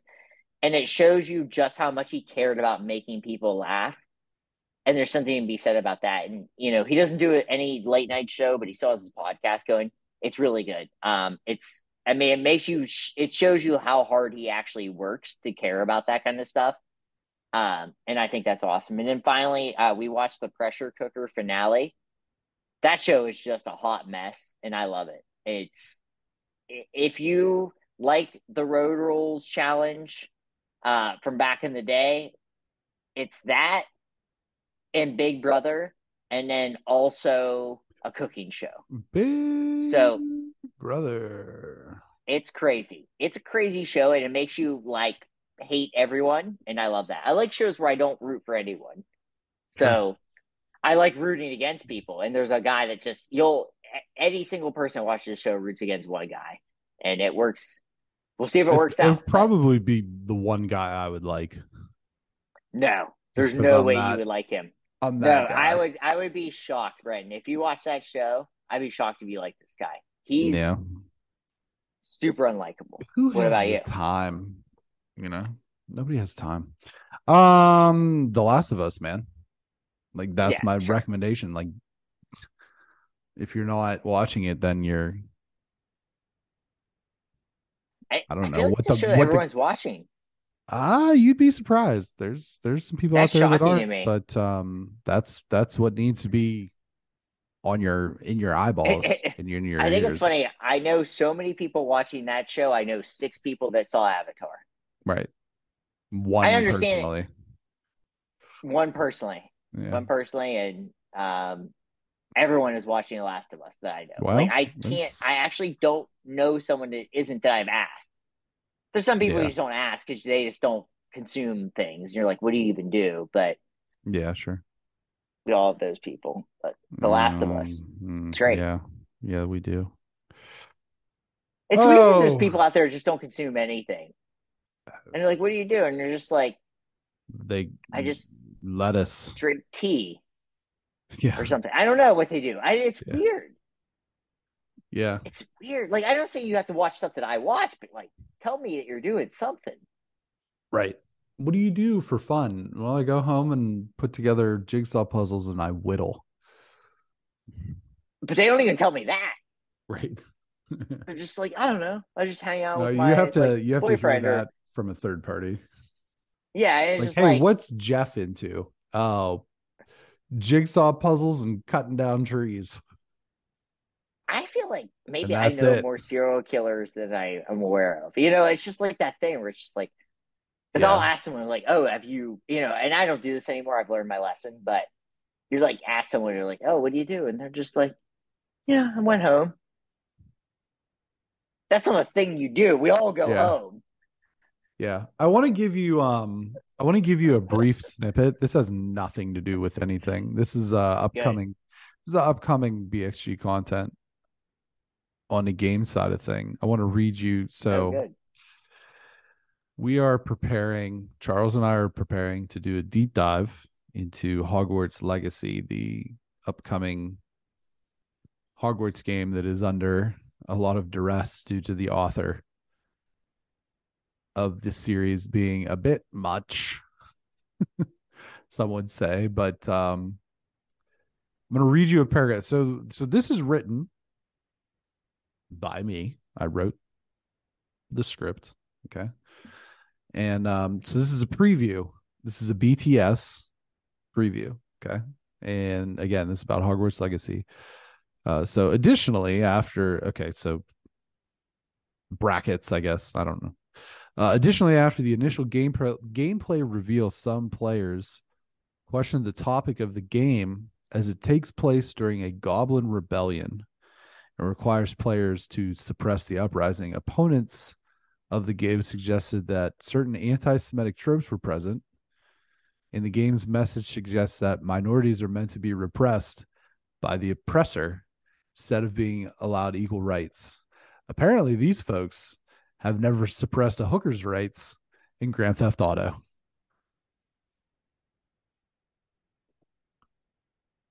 So that'll be coming to you Um, soon. intrigued. I Yeah. look forward to listening to that episode. Right. Oh, we should we mention that we're on a podcast too coming Yeah. up? Yeah. We're being guests. We're going to be guests on Neighbors Don't Knock. tomorrow with Philip and Brian, and they are based out of Houston, I believe. Definitely Texas. Hook 'em horns. Um, I've been working on the railroad. I'm a horn sound guy. Oh, you're a loser. Um, I just like it. I think it's funny. but yeah, we're recording last night. I'm not sure on a release date, probably next week. So that'll be cool. It's been a And while we don't since know what we're talking about, so even better. That's what I like. it's been a while since we've found compatible partners to guest with. I'll just say that. I I want to listen. I'm going to listen to an episode before we Yeah. do it. Mm-hmm. Have you listened to an episode? Yeah, a couple. Mm-hmm. Okay. I'm going to listen to an episode, just Yeah. one, because I don't want to get too much into it. But I'm looking forward to just freebasing this episode. Free basic. Okay. Wow. I'm just gonna get after it, see what happens. Yeah. Yeah. Who doesn't want to free base? Free base, I don't think base I've actually ever jumping, or said that. I don't know if I've ever actually said freebasing in my life. I've I've read had freebasing. we've made at this point, we've made enough jokes about cocaine use that people have texted me and said, "Are you okay?" I've not got that because people know I'm not, so they're like, Yeah. maybe you should be on cocaine, and so they're okay with it. They're probably like, maybe he should be on cocaine. Well, Like I'm not I've high strung enough. been trying to lose weight, so you know, Yeah, smoke cigarettes and do cocaine. You'll right, lose a lot of weight. right, yeah. All right. 9 a.m. Eastern Standard, 6 a.m. Pacific, 4 a.m. Hawaiian. Aloha. On podcast services is where you can find our audio, and on YouTube for trailer reactions, reviews, interviews. Shout out to Josh Simpson and Jessica Sarah Flom for joining us a couple weeks ago, PBC. I would add that to my recommendations if you haven't checked that Yeah, out. sure. You know, 100%. check that out.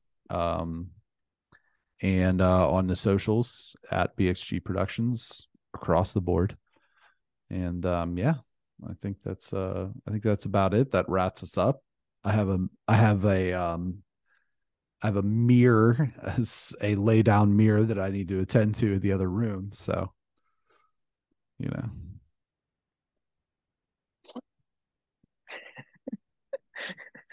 Freebasing episode. Yeah, we're gonna free base. Jesus. Okay. I'm excited. It's been a while. It's been a while since I've been on the loose. Yes, So. that is fair. That's very fair. Oh yeah, horse off the reins, kids. Yeah. Either that or I'll just be furiously chatting you in the Zoom meeting. Calm It would be the funny. fuck down. I thought about this.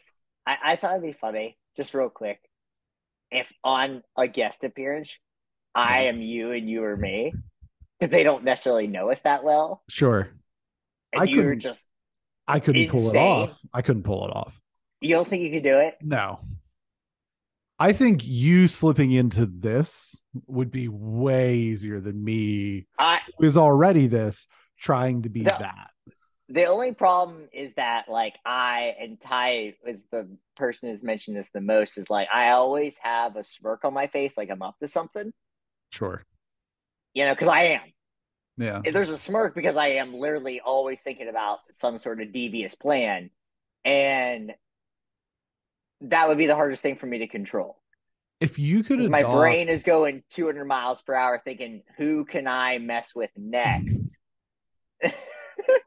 I'm always thinking of a plan. It could be 10 years down the road, but I'm like, I got this plan for this guy 10 years down the road. See if I can ruin that person's life some way. Or make it better. If you could safely, like guaranteeing your own safety, if you could adopt any exotic animal, what would it be?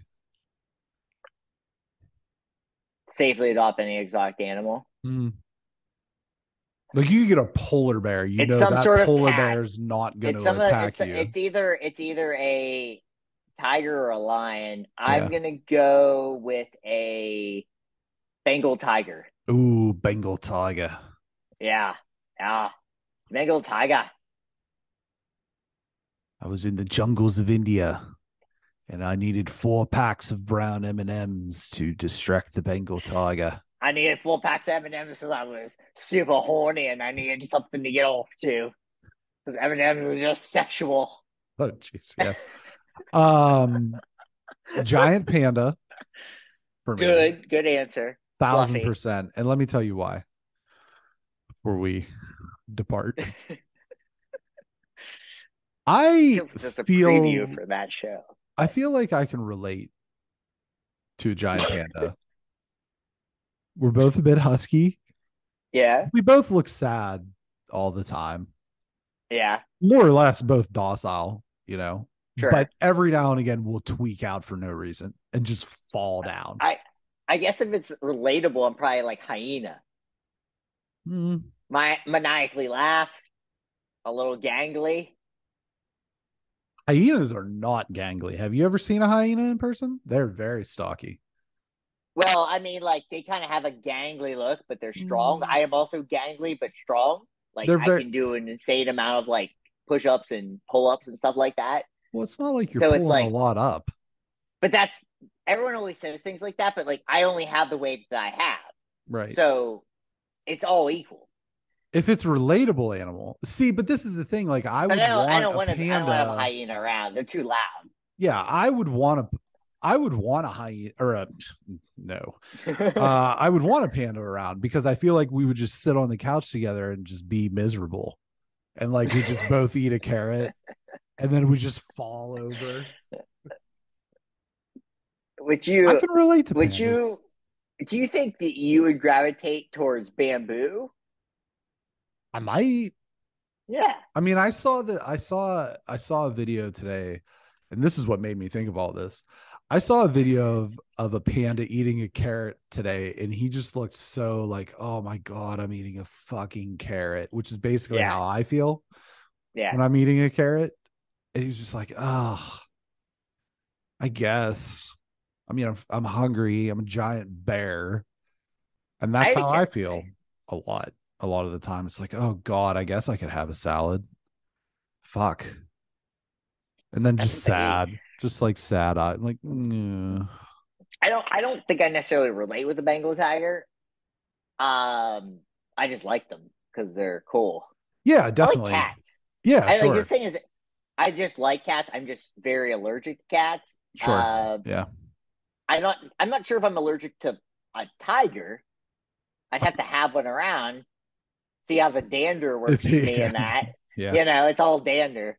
I would Um, say any other day, I would probably say lion because I do feel as though they are very majestic beasts, especially with oh, the so mane. majestic. The But I saw mane. that video today of that panda, and I was like, "Fuck! If that's not me, you know." It's just Yeah. like, oh, I'll tell you what I would never want around. Any sort of monkey. mm. Yeah, they're just always flinging poo. Too much poop. Yeah, And they're always showing your ass. They love showing you their ass. And I don't need that. they stink. It's And I'm just sure they something. smell terrible. Yeah, I'll tell that's you what, bad. though, silverback gorilla, I could do that. Still shows its ass too much. Yeah, you know what though? You like, would you see a silverback gorilla and it's literally the 800-pound gorilla in the room? You're like, listen, man, don't hurt me. Show me Well, that yeah, ass as you much as you respect want. it. Yeah, I'm not, I respect all these animals because they're literally like, I could kill you right now. Yeah, You think this cage can contain me, asshole? It's like, it can't. yeah, I I'll think rip your throat out. I can, but I don't know that a panda bear would try to kill me. I think it would just be like, Yeah. hey, man, you and me. I just don't. I could kill you, but I just don't feel like it. I don't feel like. I just think all I think about is like when you see like Hank come out there and he's feeding the tiger, and Hank's just comfortable giving that tiger like a couple chickens. You Yeah, know, that tiger would be like, "I'm gonna rip your throat out, and I'm going through that door, and I'm killing everyone." yeah, sure. He could do that. He chooses not to. Well, what was a? I It's because think, cats are kind of like that in general. Cats, yeah, your house cat could kill you if it chose to. cats are wild, man. Like no Yep. doubt. They're wild at heart. Nick Cage. No, no doubt about it. Cats are crazy. I don't think we've ever done a Cats cold are ending, but I like a cold ending. cats are murder machines. Like, I like that. yeah. They kill birds, which I like. I don't like birds. I like the fact that they kill birds, is what I should say. This is Ween? I don't hate it if it is. Good for him. Guys, he shouldn't be that sad. Well, there's no lady pandas. That's This, this might be a better one. Hang on. Wait. It's just the panda Ween. Oh man, this is probably actually a more this is a more this is a more I don't accurate. think it was more accurate. Panda Ween's the funniest thing I've seen all day. No, this is a So more last night I accurate. cried laughing. This is a But more accurate depiction of just okay. I feel like he's turned around for a reason. are are we all? Aren't we all?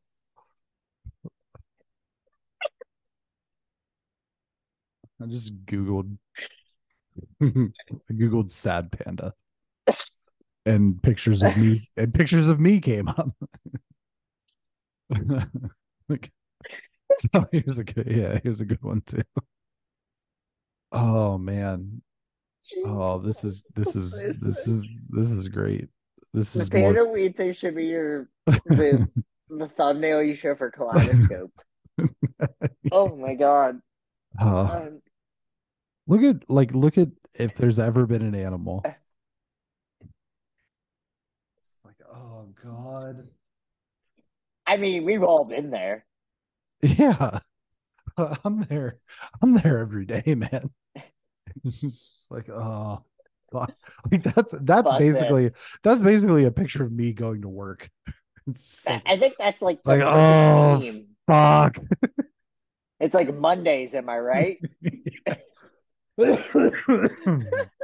But here's the thing about Oh, me. See, that's the thing though, is that you take it as Mondays, am I right? But me and this panda take that as every day. Am I right? Ah. I'm, I'm not going to be able to get that panda weed out of my brain, but I also don't care because it's hilarious. Is that really what was? Yeah, I mean, I'm looking at Yeah, it. what Oh else could my it god, be? What else could it be? he's like, oh god, there's no lady pandas. That's why he was turning Panda, around. He's just like, panda, oh, panda, panda. I got what is broads that? in Atlanta. What is that Panda, panda, from? panda. That's like an actual song, right? That's a song, yeah. That Yeah. was used to be my jam back in the day. Oh, I got to put that in the wedding playlist. There you Hell go. yeah. Yeah, there Hell you yeah. go. Yeah. Oh, Oh my god, we wow. just wasted a lot of time. What I never, like I said, I don't think we've ever done a cold close, but This I like episode it. is going to be because our Last of Us reviews are so long. This Yeah. episode is going to be like 2 hours long, and then once people get to the end, it's like where we go, oh, 9 o'clock Eastern Standard Time, aloha, and then it's just 10 minutes of like, what animal would you adopt? Cold close should be its own separate video, and we should do more cold closes. I don't know. Do you think if we had the panda ween, it would just get booted off YouTube? No. I don't know. I don't want to put that. I'm not going to put that on YouTube. But if you Oh, want we to, if should. it's the first result under sad panda Google. It's the very first one. Sad panda. There he Panda. is. Panda. There we are. Panda. Oh god, I guess I'll go eat some bamboo. Oh yeah, it's probably good for you. I don't know the nutrient values of bamboo, but If you were a bear, and here we just even more, like if you have bear in your name and you're relegated to bamboo stalks, that's why you're sad. It's you like lost the bear card. I'm a bear. Yeah, yeah. You're And like, I could have been a grizzly bear. I could be killing people. yeah, listen, where are these things at? Asia somewhere. There's They're got to in be a Asia, yeah. monkey that these things could just maul and eat. But no, it's just like, Oh, oh, yeah. bamboo. They are the Eeyore of the It's cool that they get animal so big kingdom. eating bamboo How much do you think they eat a because they're day? huge. Check us out on our nature podcast. So we're gonna do the nature podcast in addition to the Russian Russian podcast. agriculture. Yeah. And also, I'm reading a book on ballet, on the history of ballet, Hey man. and I'm hitting the Russian portion of it, which I'm excited about. Pandas in Russia? Maybe we should go to Russia. Nah, we don't want to go to Russia. We do not want to We do do that. not want to go to Russia. No, no. Somebody We'll go slips us anywhere some. mostly, but Yeah. when we Probably do not our Ukraine. We're not going to Ukraine either. no, okay, you're great. There's a lot of I'm gonna missiles. stay out of war conflict Eastern Europe. countries. Yeah, that's Yeah, probably for the best. There's like maybe like actually 7 safe countries for Americans to travel to, and most of Western Europe, one of them's Canada, which is basically just American North. U.S. light, Yeah, U.S. light. get you a Molson and some bacon that's ham. Yeah, I could it's go poutine. I could go for some ham right Sure. now. Actually, I'm pretty hungry. We should do an episode on like, in Italy. In Italy. In Italy. Okay. We're getting out of here. This is it's enough. Fair It's the post credits. If you this like point. cold closes, let us know because these are fun. Yeah, I guess. No. No. I'm gonna make that. Do you think I could figure out a way to like superimpose my face or You like definitely make could. it like transparency and it's just like me and Yeah. that panda are the same thing? 100%. That's not that hard. Yeah. Yeah. I mean, I just apps gotta out make there. honestly, if you just like made my ears black and give me like Yeah, if I could get Mike Tyson to just pow, I'm good to go. good. I could wear a long Not sleeve gonna do black it to you, t-shirt. I do friend. it all the Not gonna do it time. to you, friend. Yeah. Yeah. Oh, I saw a good one the other day about him. But anyway, The Sphinx. yeah, did I send that to you? Yeah. Okay. I don't remember these things. Mike Tyson Sphinx. Check it out. Yeah. Well, I'd pay money to hear him pronounce that. If we did our job well, ring the bell, be a friend, tell a friend, Yeah. tell your mothers, blah, blah, blah. Bye. Thanks for listening.